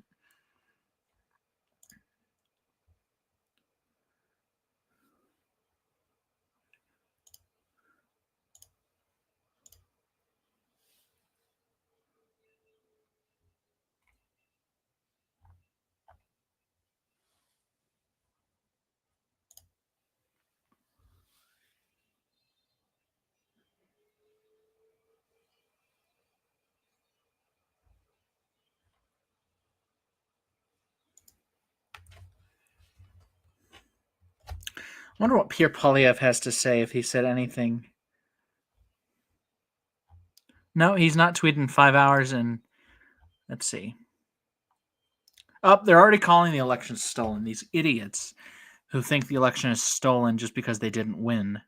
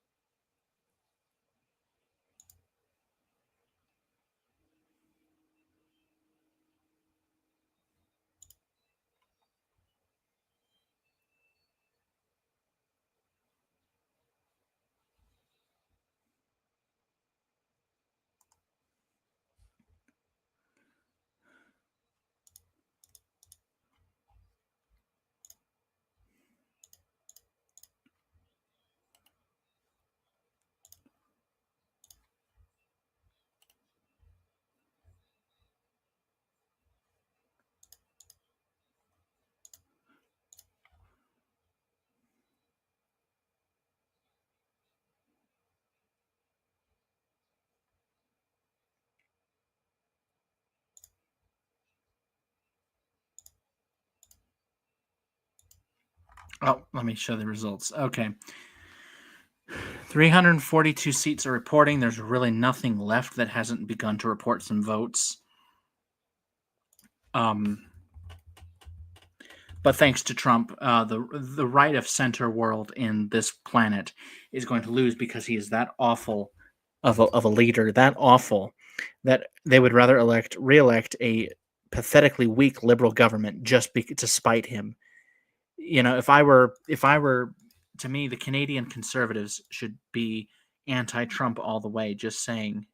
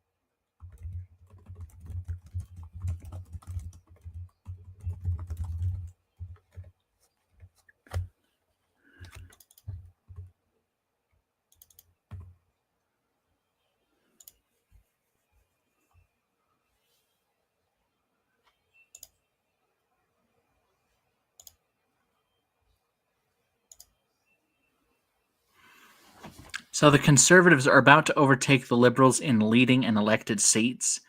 So, but I'm going to hold off on saying whether or not I would take back my previous declaration that the Conservatives are cooked in this election. 172 seats are needed for a majority.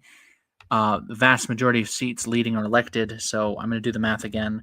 1 Green, 10 NDP, 25 Bloc Québécois, 149, 156 Liberal.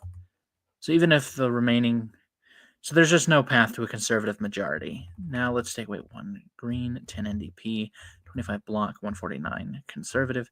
There's no path to a Liberal majority. There will be a third consecutive hung parliament.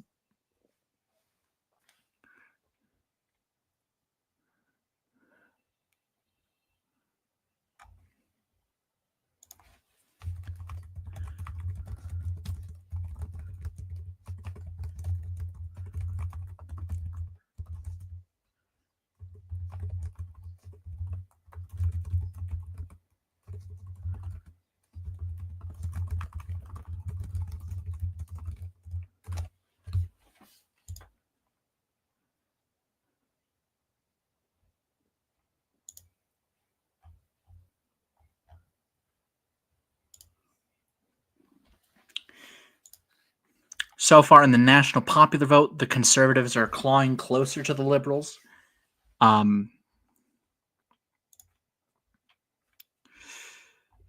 This will be a rather close race, but like I said, I don't know how the Conservatives could possibly come back from this. I mean, they'll win elections in the future, but it's going to be possibly another 4 years. And at this point, the Liberals will have been in power for almost 14 years. So I think the Conservatives are going to have to do something to try to squeeze votes from swing voters, those who reluctantly voted Liberal. But to me, this proves that Polyev ran a very bad campaign. Who knew that just attacking your opponents, just like Jagmeet Singh, who knew that would not work? Attacking Trudeau was great for YouTube shorts, but it didn't win an election at any time.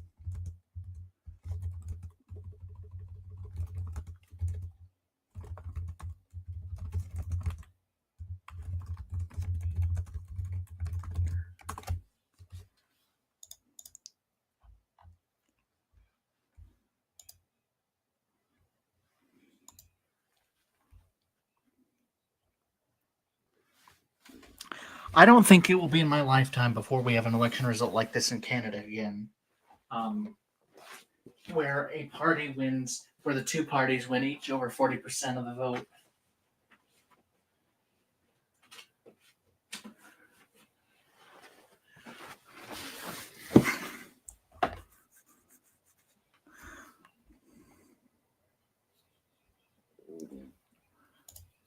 Wonder what Mark Carney has to say.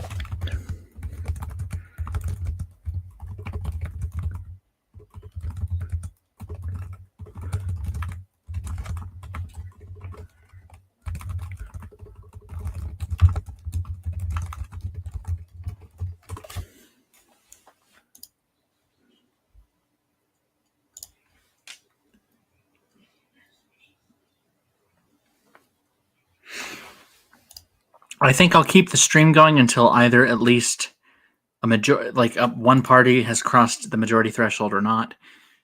So far,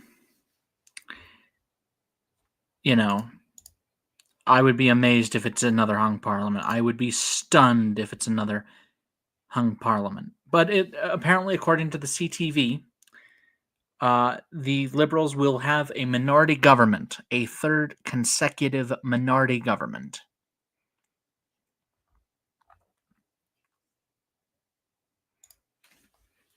Mark Carney apparently has won his seat. So I'm going to look at the results, but he apparently has won his seat to be an MP, and as a consequence, Mark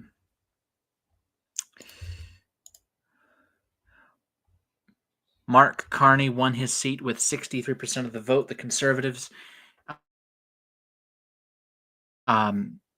were crushed in that constituency.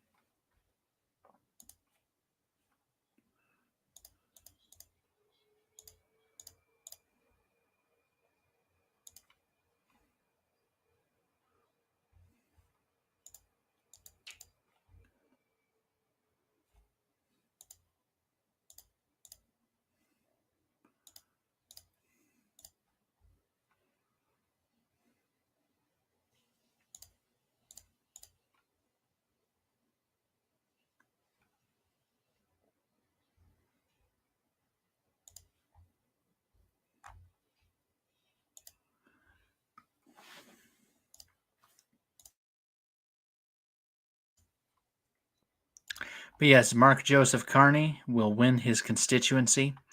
Currently in the popular vote, this is what it looked like in 2021. The Tories won the popular vote.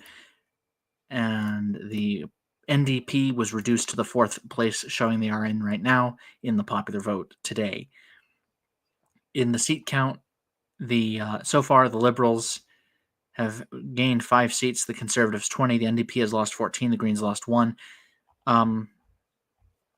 So it looks like Elizabeth May, assuming she wins re-election to her seat, which I would be stunned if she does not, she will be the only Green Party MP in Parliament, and that's been the case in 2015 she was a Green MP. And like I've said many times, I do feel bad for the Canadians that their sovereignty was threatened by a fascist president who thinks that everyone was just going to bend the knee and vote or do what he told them he would do. It's like that was never going to happen. And I would challenge anybody who defends, Trump threatening annexation. I would challenge them to explain why that was a good idea, why they would defend such a bad idea. This trade war was dumb. Free trade isn't perfect, but it has done more for humanity, more for the economy, more for quality of life than protectionism has ever done.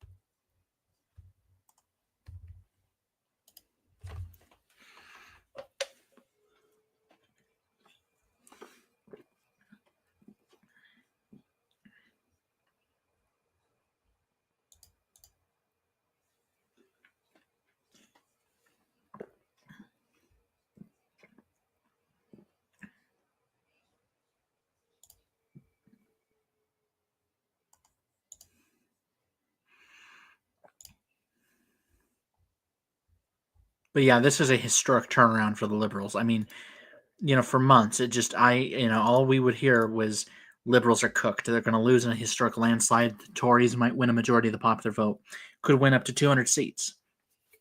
And this is what happens. It's like, reminds me of the British election in 2017, where the Tories there had a huge lead. They could win by 20 points in the popular vote. They'd win 400 seats or somewhere close to it, and they ended up in a hung parliament. But according to some projections, it looks like the Liberals will have a third minority government. So the question then becomes, at what point do the Liberals have to form either a coalition or just work with the other parties?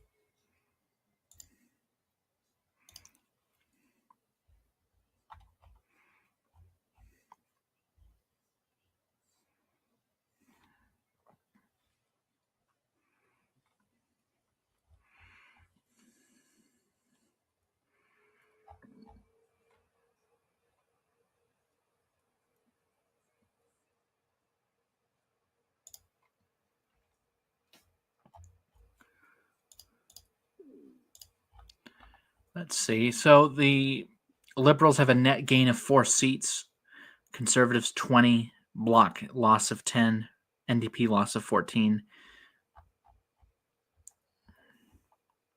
The Greens have apparently not lost any seats yet. But so far, this is a very bad showing in the national vote for the Greens and the Bloc. I think that this whole thing was just a ridiculous outcome.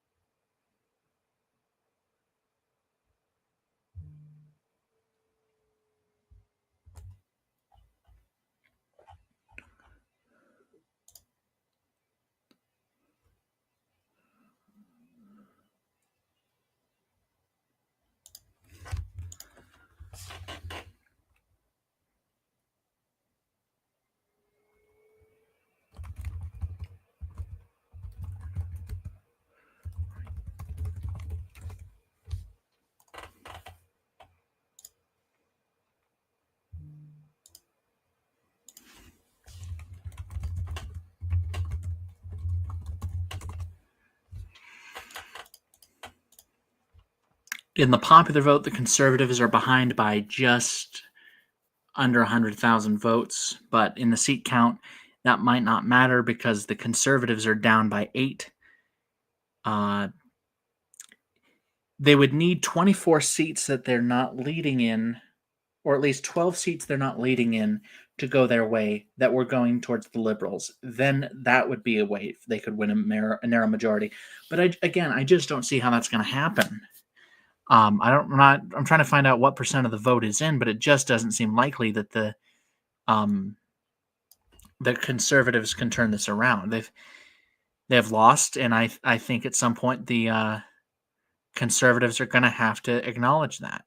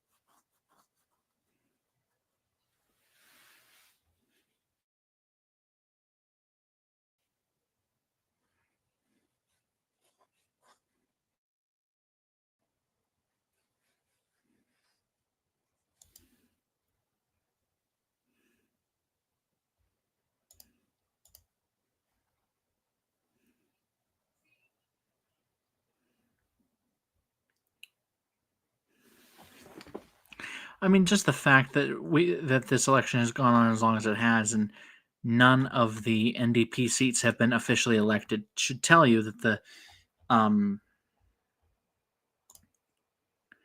the electorate definitely lashed out at them, and it's a lot of just tactical voting. I think when the next election probably will be more of a multi-party outcome, and I think Trump didn't care that he was costing the conservatives power. I think that. And to me, that's why I think at this point, the Canadian right should fully be anti-Trump. This guy cost you the election, and as far as I am concerned, they don't. The Canadian Conservatives should hold American Republicans responsible for sabotaging the Conservative Party campaign. This is the first time the Liberals have won 4 terms in a row since 2004. But so far, it looks like it will be a third consecutive minority government. The popular vote will be the closest in which the winning party won the popular vote in a rather long time. But in the end, whether or not the Liberals... Okay, yeah, now it's definitely turning against the Conservatives because they've picked up a few more seats in their direction. So all they have to do now is just win 10 more seats. They got to have 10 seats officially go to them that were leaning for anybody else, and they could possibly win the election.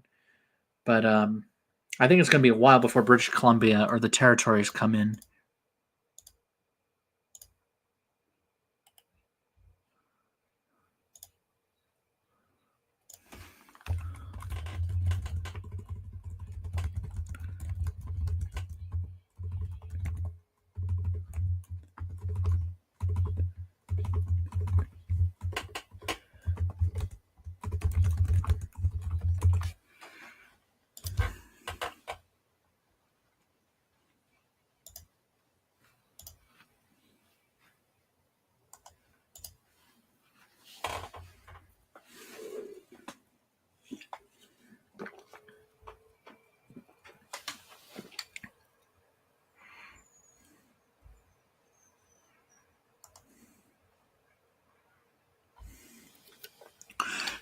So Canada has elected to another term Mark Carney, the Governor of Canada, who we're going to declare war on in 5 minutes.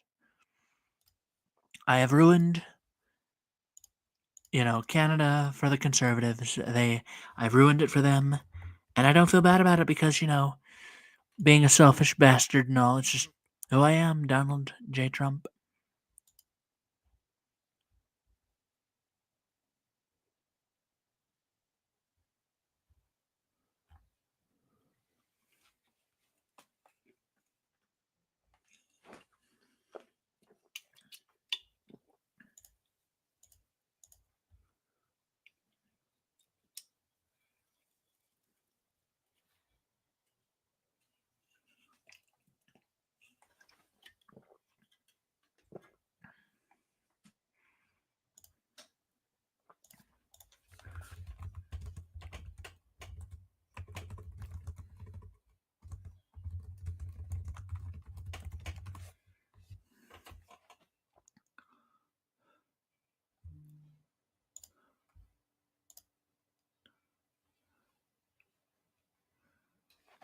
There's this guy on Twitter at SpeakingBee. So far, it's off to a slow start, but many are optimistic when it came to his second term. I said that Trump's second term is going to be worse. I love when they say many. I don't know why, it just amuses me.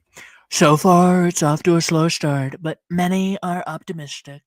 Many are very powerfully optimistic of my second term. Well, Mr. Trump, sir, who is many? The people that are visiting me when I take the Benadryl, the Hat Man or whatever he's called, he's very proud of my presidency. And if you'll excuse me, it's Benadryl time.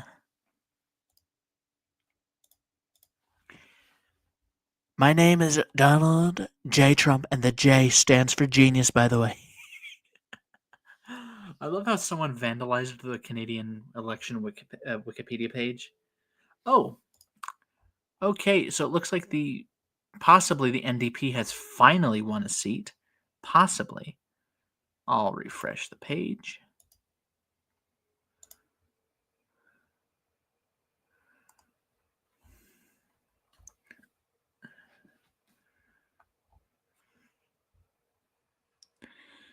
So it looks like almost all of the seats in Alberta and Saskatchewan and Manitoba have been declared. I think almost all of Quebec have been declared, almost all of them. Some of the closest races are being decided by about 5 votes. I think one is being decided. Edmonton Centre, the Conservative Party leads the Liberals by 2 votes. I can't find any race that's closer than that.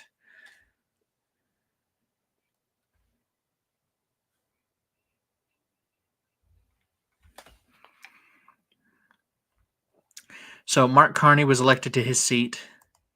The Liberals, the Bloc Québécois, Yves-François Blanchet won his seat by a firm margin over the Liberals. Pierre Poilievre, in his constituency of Carleton, he is trailing by a large margin. It is too early to call. As for Burnaby Central, Jagmeet Singh, the NDP leader, is in third. If he loses, this would be the worst defeat for a sitting party leader in living memory. Jonathan Pedinault was defeated in his constituency, placing fourth. They've virtually split the vote almost evenly among non-liberal voters. Maxime Bernier was defeated in his seat. He was defeated the worst out of any of them, placing fourth. He didn't even get 10% of the vote.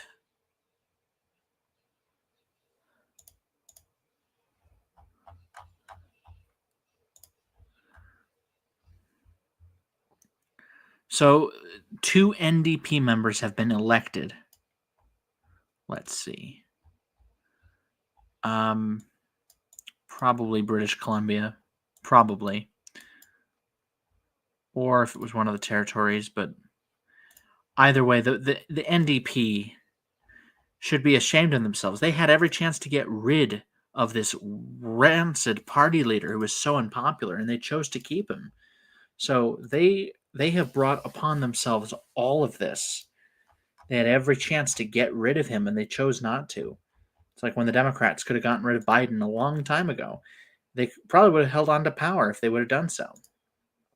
So the Liberals are now 8 seats short from having a potential majority government. The numbers are kind of, fluctuating, but highly unlikely. I mean, again, this is the best performance for the 2 main parties in the 21st century in terms of the seat count, combined seat count, and the popular vote.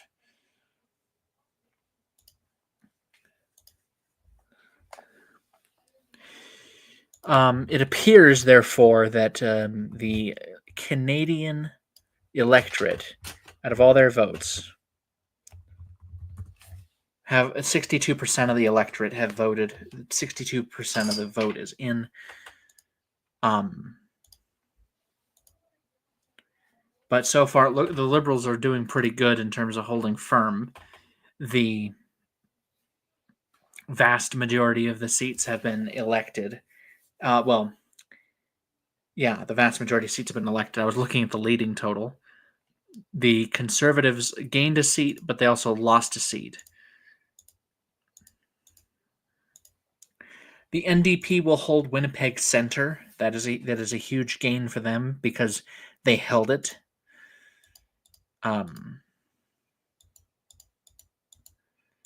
But the Liberals also will lose a few seats, but they will also gain a few seats. So that's just how it's going.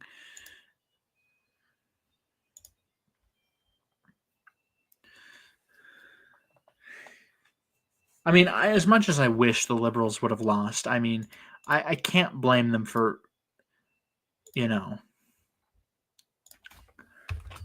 I can't blame the Canadians for wanting to just punish anything resembling Trumpism. Although I think things are going to get worse in Canada just because the Liberals will now have a smug sense of we can do whatever and the electorate won't punish us.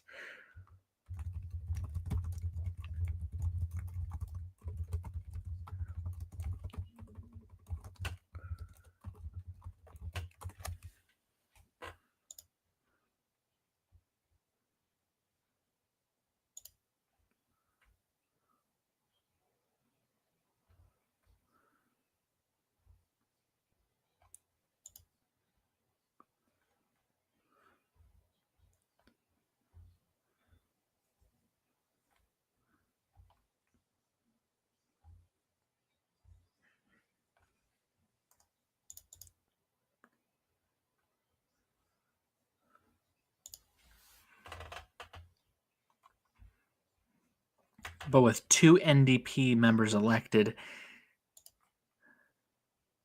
well, this is definitely going to be the end of Jagmeet Singh's political career.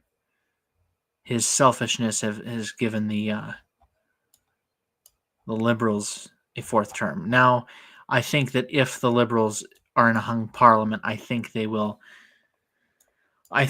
probably have a lot of support from the NDP in the sense that, the Liberals won convincingly, and I don't think the NDP will be in the mood to go back to the polls anytime soon. Oh, I forgot. What is J.J. McCullough saying? Because I think he's a conservative.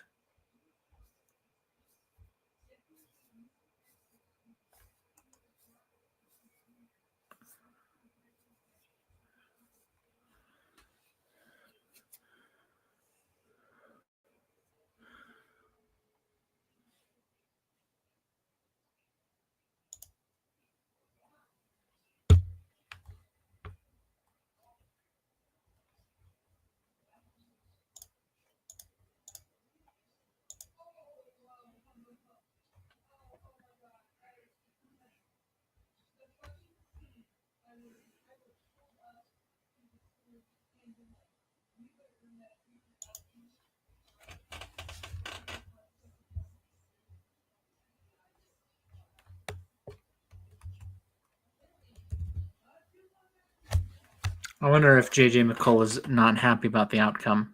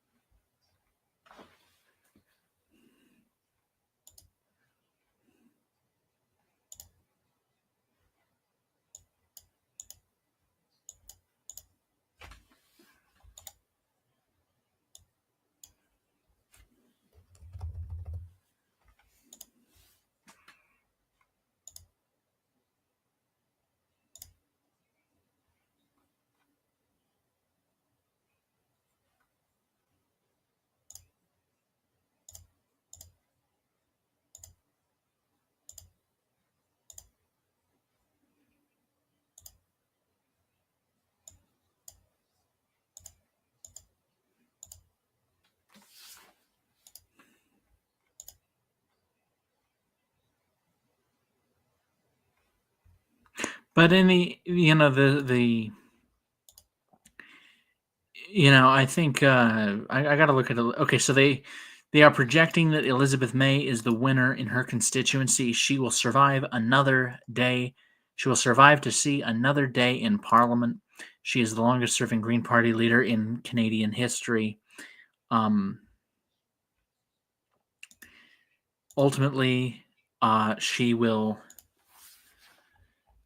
because she has been the MP for quite a few years. So in 2011, she defeated a conservative incumbent in a green wave in that constituency, despite the conservatives having a blue wave nationally and the NDP having an orange wave, and the Liberals being smushed.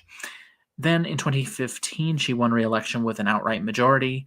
In 2019 and 2021, she won re-election with further pluralities of the vote. But yes, Elizabeth May will be the only person in the Green Party who will survive the Liberal Tory wave. I personally, I think Mark Carney, it wouldn't hurt him probably to have a coalition minority government with the NDP and Greens. That way, at the very least, the chances of being toppled are small, because I find it highly unlikely the Bloc Québécois would support a conservative minority government or a conservative majority government.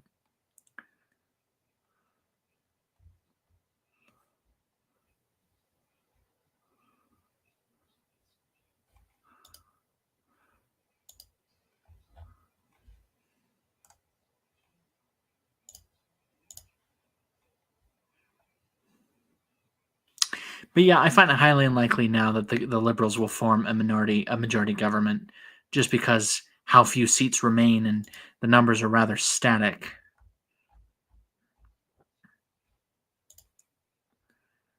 It amazes me just how quickly the NDP support collapsed. Just by how much, even. The Bloc has actually gained votes slightly. The Greens have lost over half their votes. The PPC disappeared, and the other vote has increased a little bit.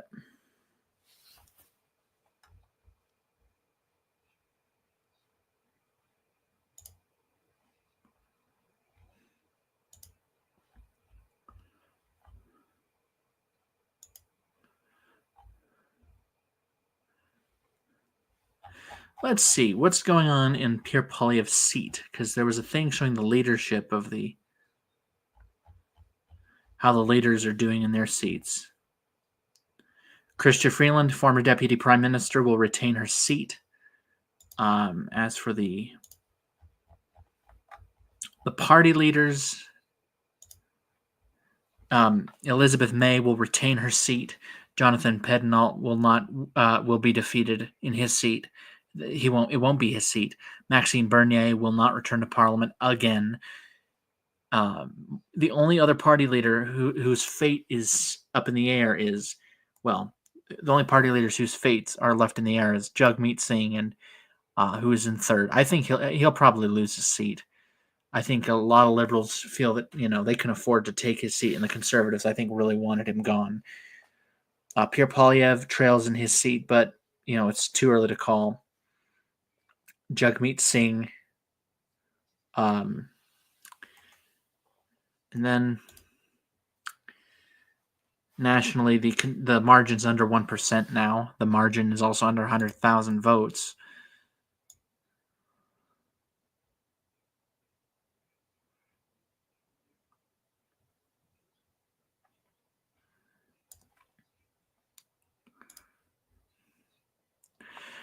But yeah, a lot of British Columbia seats have yet to come in. Newmarket Aurora has been gained by the Conservatives, but too little, too late.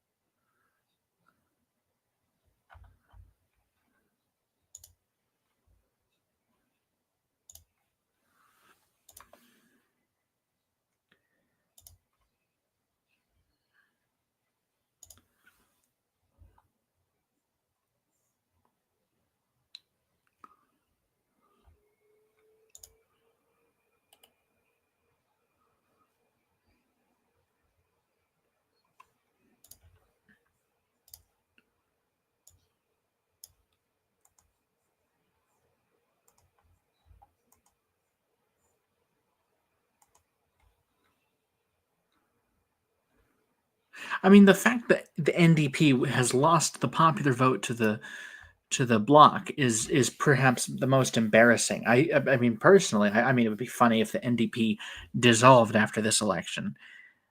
This is their worst showing since 1993.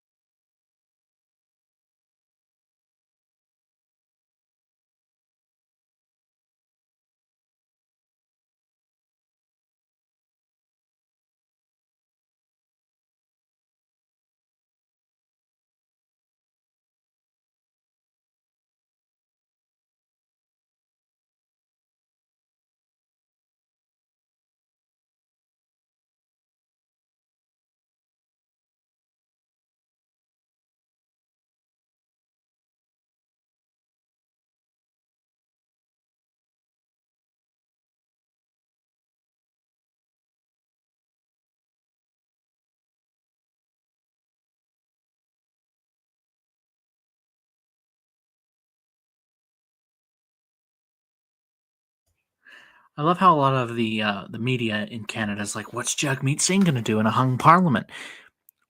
I don't think he'll be able to do much. It looks like he lost his seat. They haven't officially called his seat, but it's more like a liberal conservative race, not a liberal NDP race.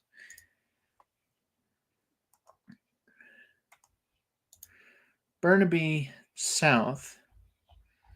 Let's see. He won the seat in a 2019 by-election by a 13-point margin over the Liberals.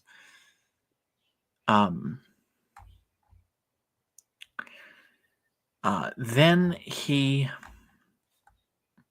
won the seat for a full term by a slightly smaller margin. In 2021, he won his seat by another slightly smaller margin. I would be stunned if he defends his seat. I would be absolutely blown away. It would be a big upset. This election result nationally was not an upset because there was always the possibility of the Liberals winning. There was always the possibility that Trump would be so awful he would basically sabotage an entire political party because he's a psychopath. He thinks that he has the right to bully countries into submission. And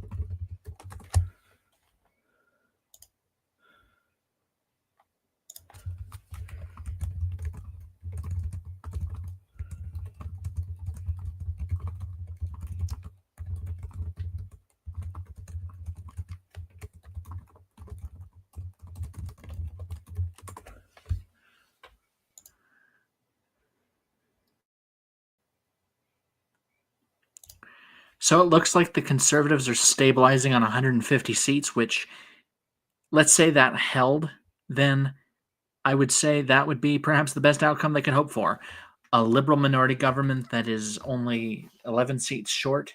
I think the Greens and Bloc and the NDP would probably be approached by the Liberals to form not like a coalition minority government, although that wouldn't be the worst idea in the world if we were going from a liberal perspective, but to the very least to have some kind of understanding. But this makes the Bloc Québécois the ultimate kingmakers in this parliament. They're not going to back the Conservatives. They've made that clear. But they could easily bring the government down if they wanted to, but I don't think anybody at all is in the mood to have another general election. I think the Conservatives and I think the Liberals, I think everybody has had enough of an election appetite so far.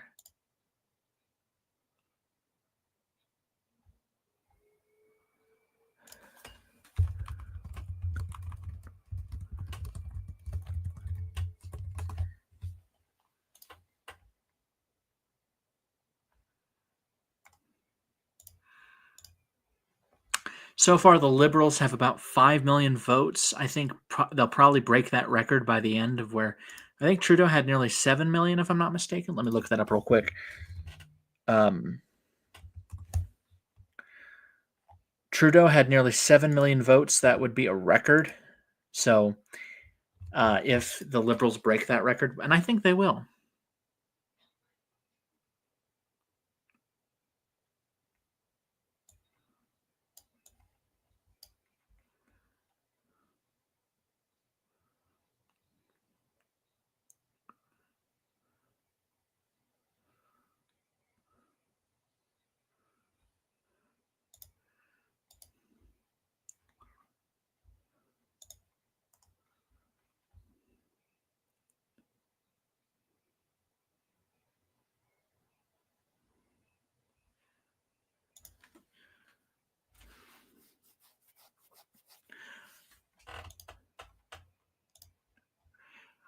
If I'm not mistaken, this is also perhaps the most votes the Conservatives have ever won in an election.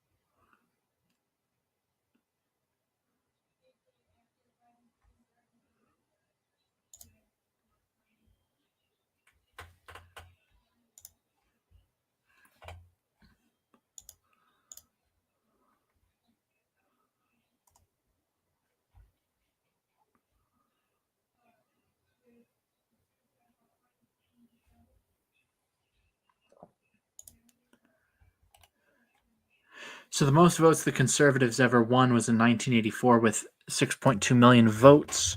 In 2011, 5.8 million. So I think it's likely the Liberals will probably get close to 7 million, but probably won't exceed that. I think it's unlikely that the Conservatives will crack 7 million, but I'd like to think turnout will be huge. Very huge turnout. Best turnout we've ever seen. But the popular vote is a pretty clear margin, very close margin, but it's decisive.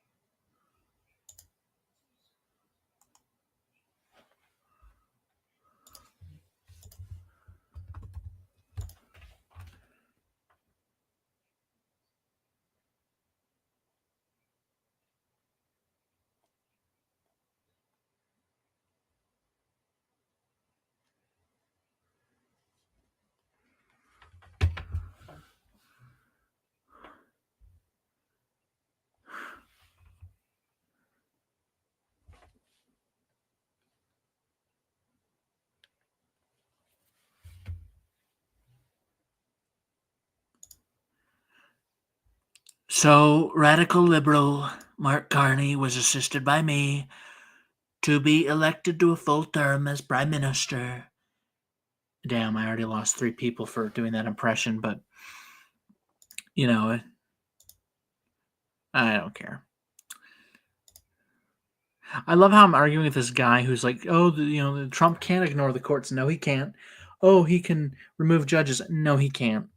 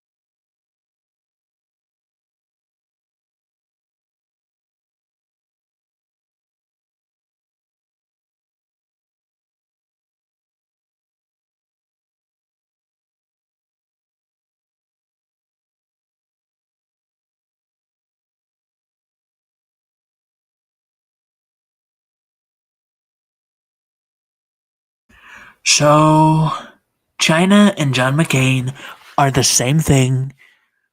Hello to those who are still watching, which there's at least 1 or 2 people that consistently have been watching, and thanks for that. Um, What do you the viewers make of this result? Do you think that the Liberals should have won? Do you think the Conservatives should have won? Did you vote third party? I'm just curious. I mean, if you vote third party, then it's not like that was going to sway the outcome. Okay. Um, but the Liberal Party will be the largest party in Parliament. It appears that there will be a minority government. I find it highly unlikely that Mark Carney will have an additional 12 seats ready to win a majority. He would need to sway.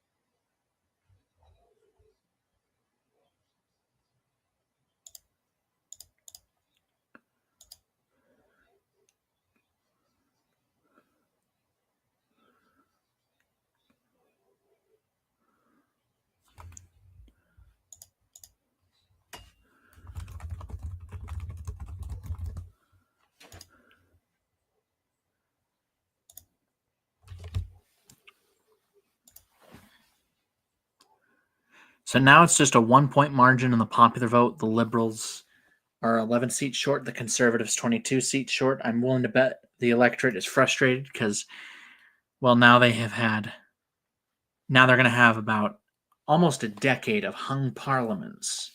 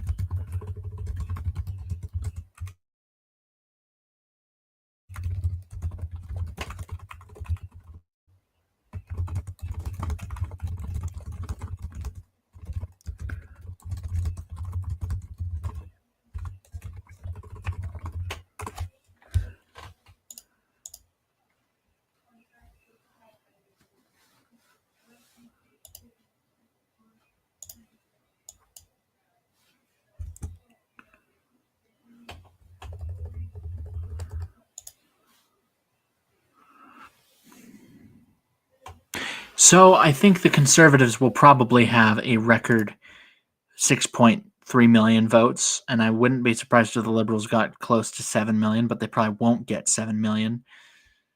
I think I'm just going to leave this stream going. I'm just going to mute my mic from here unless anyone has anything to say in the chat.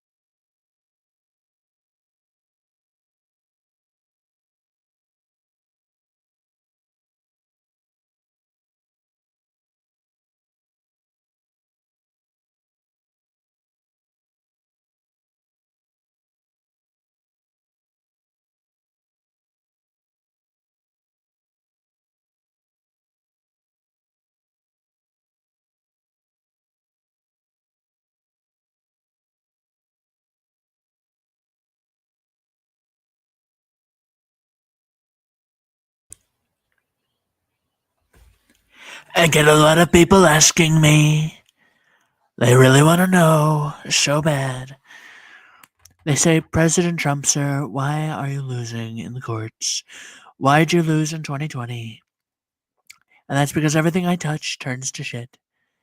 And the conservatives found out that when they don't condemn the fascist ideology that is MAGA, they get burnt at the polls very strongly. And my rabid supporters and cult members will blame the conservatives for not having the ability to have. They're not going to have power. That was not cognitive decline. In fact, it was cognitive recline.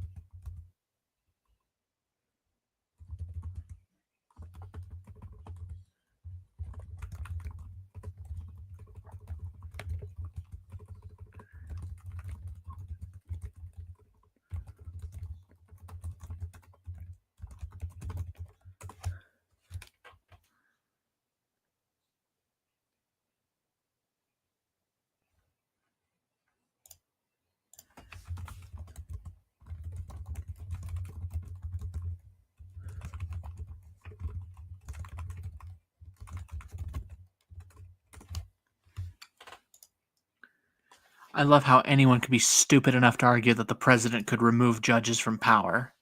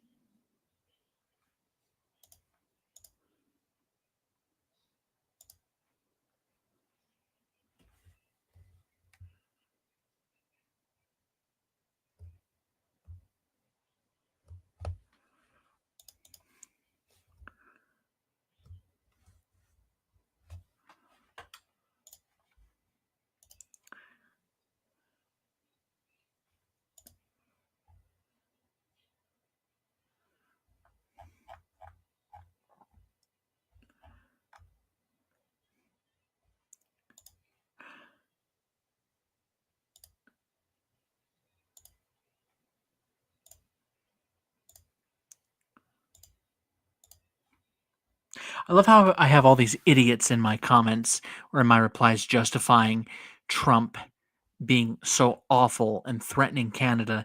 And then I got this idiot in my replies basically justifying the president wanting to be a dictator. He's like, the president can remove judges. No, he can't. You can only have a judge removed via articles of impeachment, which are never going to pass in this particular Senate. They'll pass the House if enough members vote for it, but there's not a 2/3 majority to remove the judges. And he's calling me ignorant for telling him that Section 3 of the 14th Amendment does not give the president the right to remove judges because the president isn't the one that can say that that these judges are insurrectionists.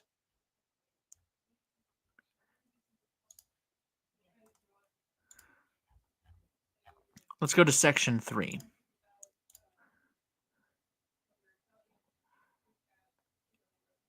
No person shall be a senator or representative in Congress, or elector of president and vice president, or hold any office, civil or military, under the United States or under any state, who, having previously taken an oath as a member of Congress or as an officer of the United States, or as a member of a state legislature, or as an executive or judicial officer of any state, to support the Constitution. Nowhere does that say that the president can remove a person from office. It pretty much falls to Congress. And Congress will not have the votes to do such a stupid thing. And nowhere does the Constitution grant the president the powers to remove judges from cases where they try to interfere with his agenda. This guy's just an idiot.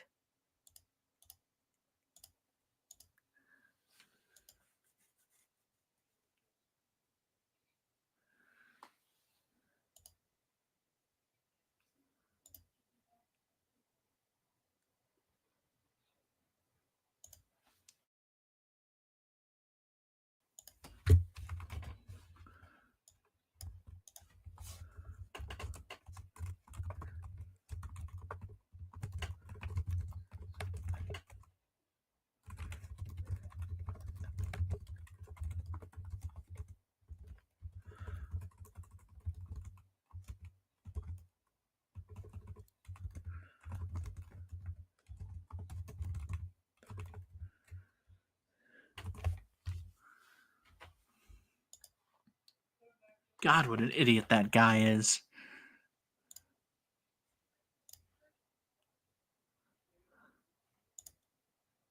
So now the Conservatives have officially crossed 6 million votes. The Liberals, too, as they have as well.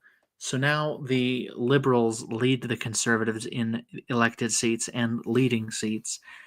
Let's take a look. So this is the map so far. Let's see if we can find Pierre Poilievre's seat. I'll have to go to the CBC for that.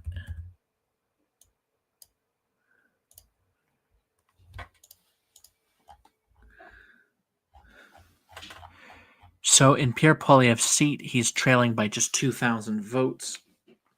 He's ticking up in the seat count, but his seat is in danger. I think I was stunned to see that.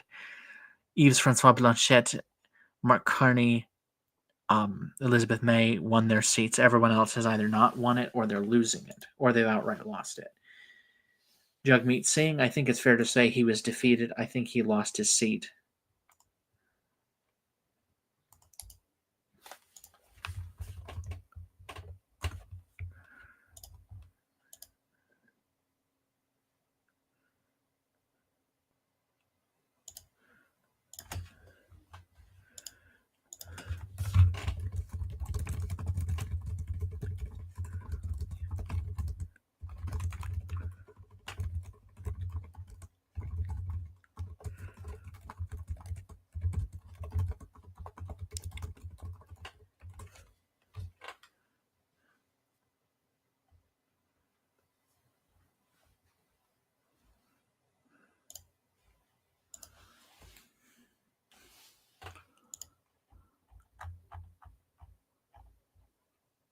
So in the seat count, the Conservatives have gained 21 seats, Liberals 9. The NDP has just lost and lost and lost. Oh, Jagmeet Singh has been defeated in his constituency, or the constituency he sought to lead. He's also going to resign as leader of the NDP. So he has destroyed the NDP.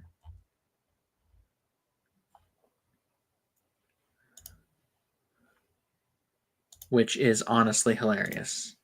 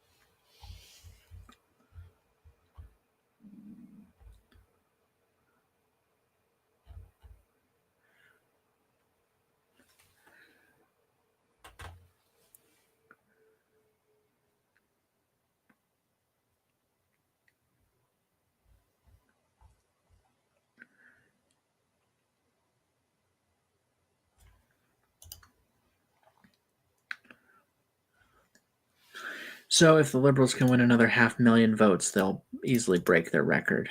Well, yeah, 500,000, and then they're breaking their record. As for the Conservatives, I think they've already broken their record, if I'm not mistaken.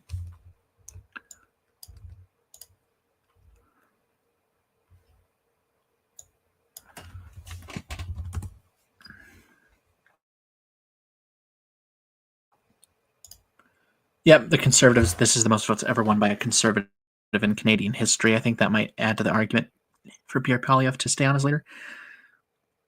The Liberals, 6.5 million votes. I think they'll break Justin Trudeau's record. I think, if I'm not mistaken, this is the most turnout in any Canadian election in history.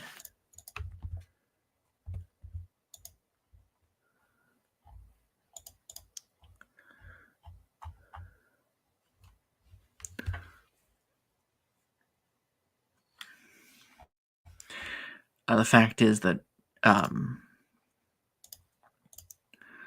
think it was like 622, 329. Wait.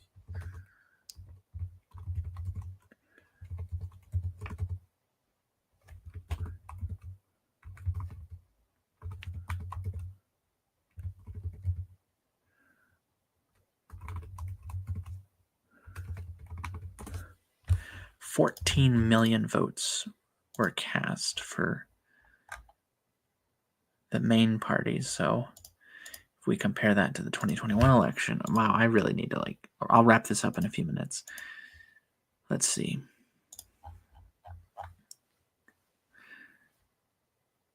So about 17 million votes, and there's still plenty left, so I think it'll break that record.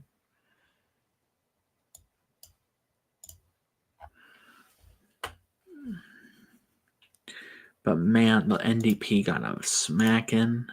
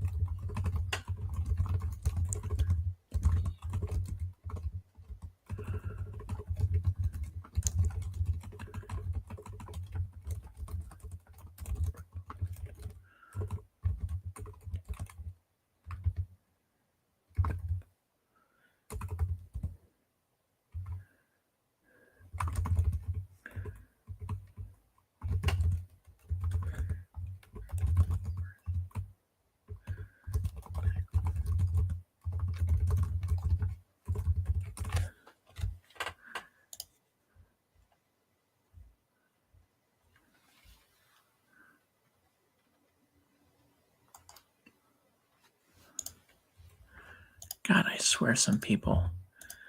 God, so many Trump supporters are so stupid.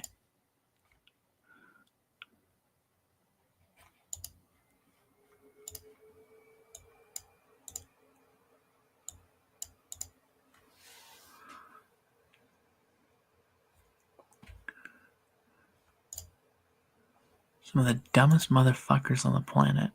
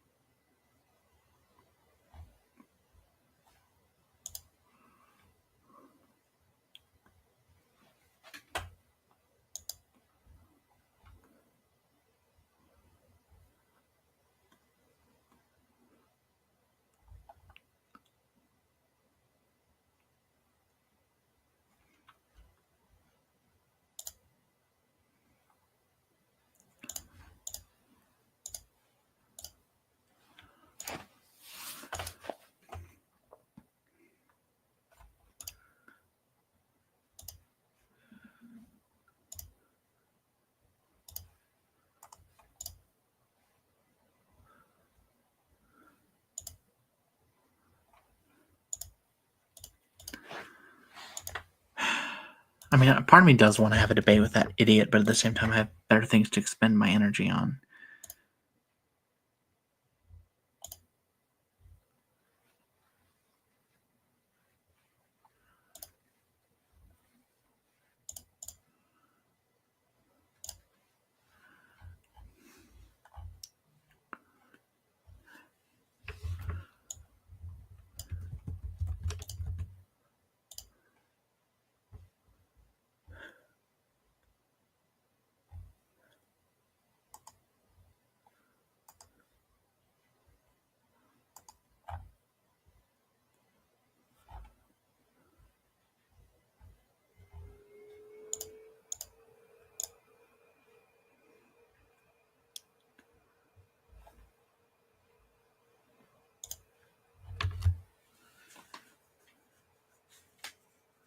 Huh.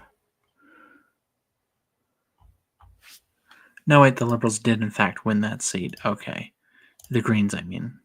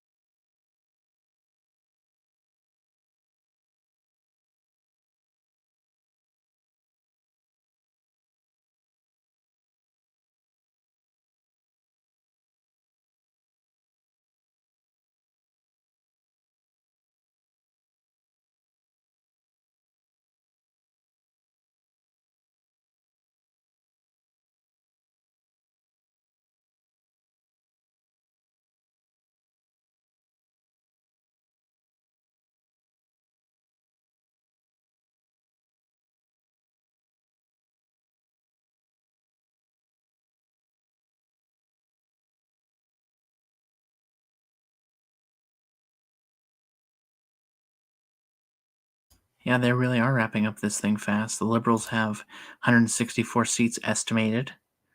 That's 8 short of a majority, but hey, you know what? The Liberals were looking to be crushed a few months ago, so it looks like a hung parliament. But hey, That might be just enough for the Liberals because so far, assuming that this is what the outcome is, the Liberal NDP coalition, or at least another confidence and supply agreement, could seal another 4 years.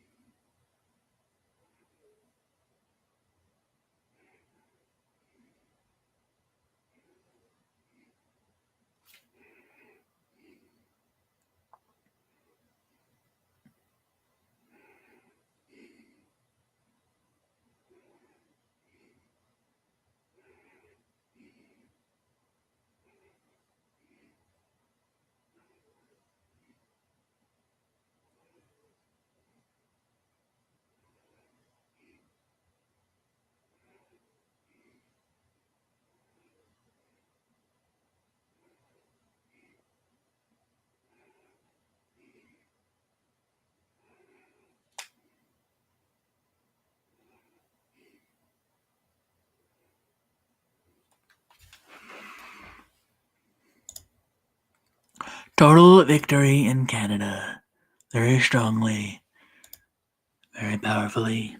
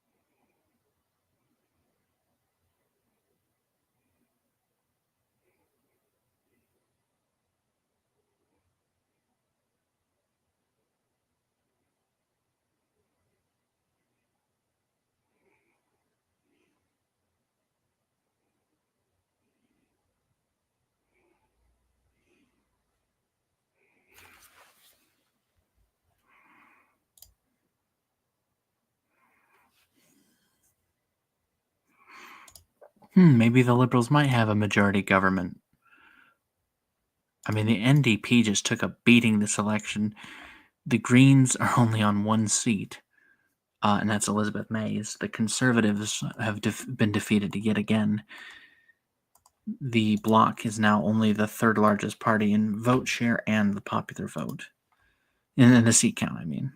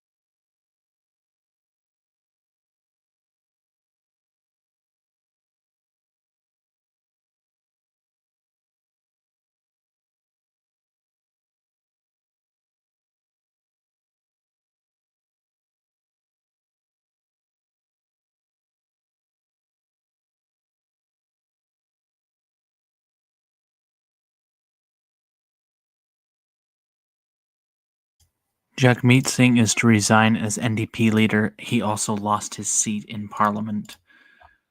You can actually see in the video he's fighting back tears.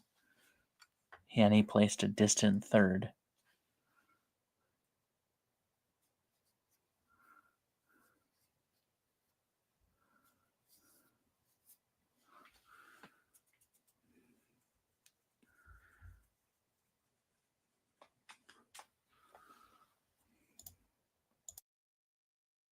I think this will be the last time the Liberal Democrats are influential for a long time. Excuse me, the New Democrats.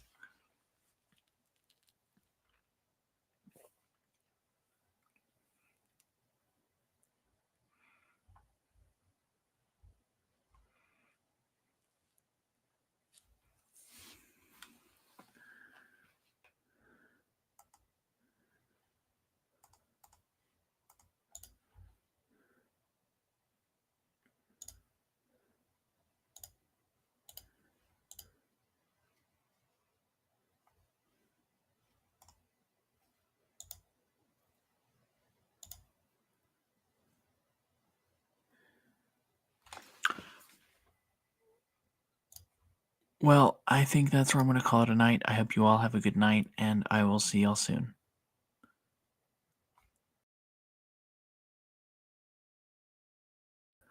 Well, I think that will be all for tonight. I hope you all have a good night, and I'll see y'all soon.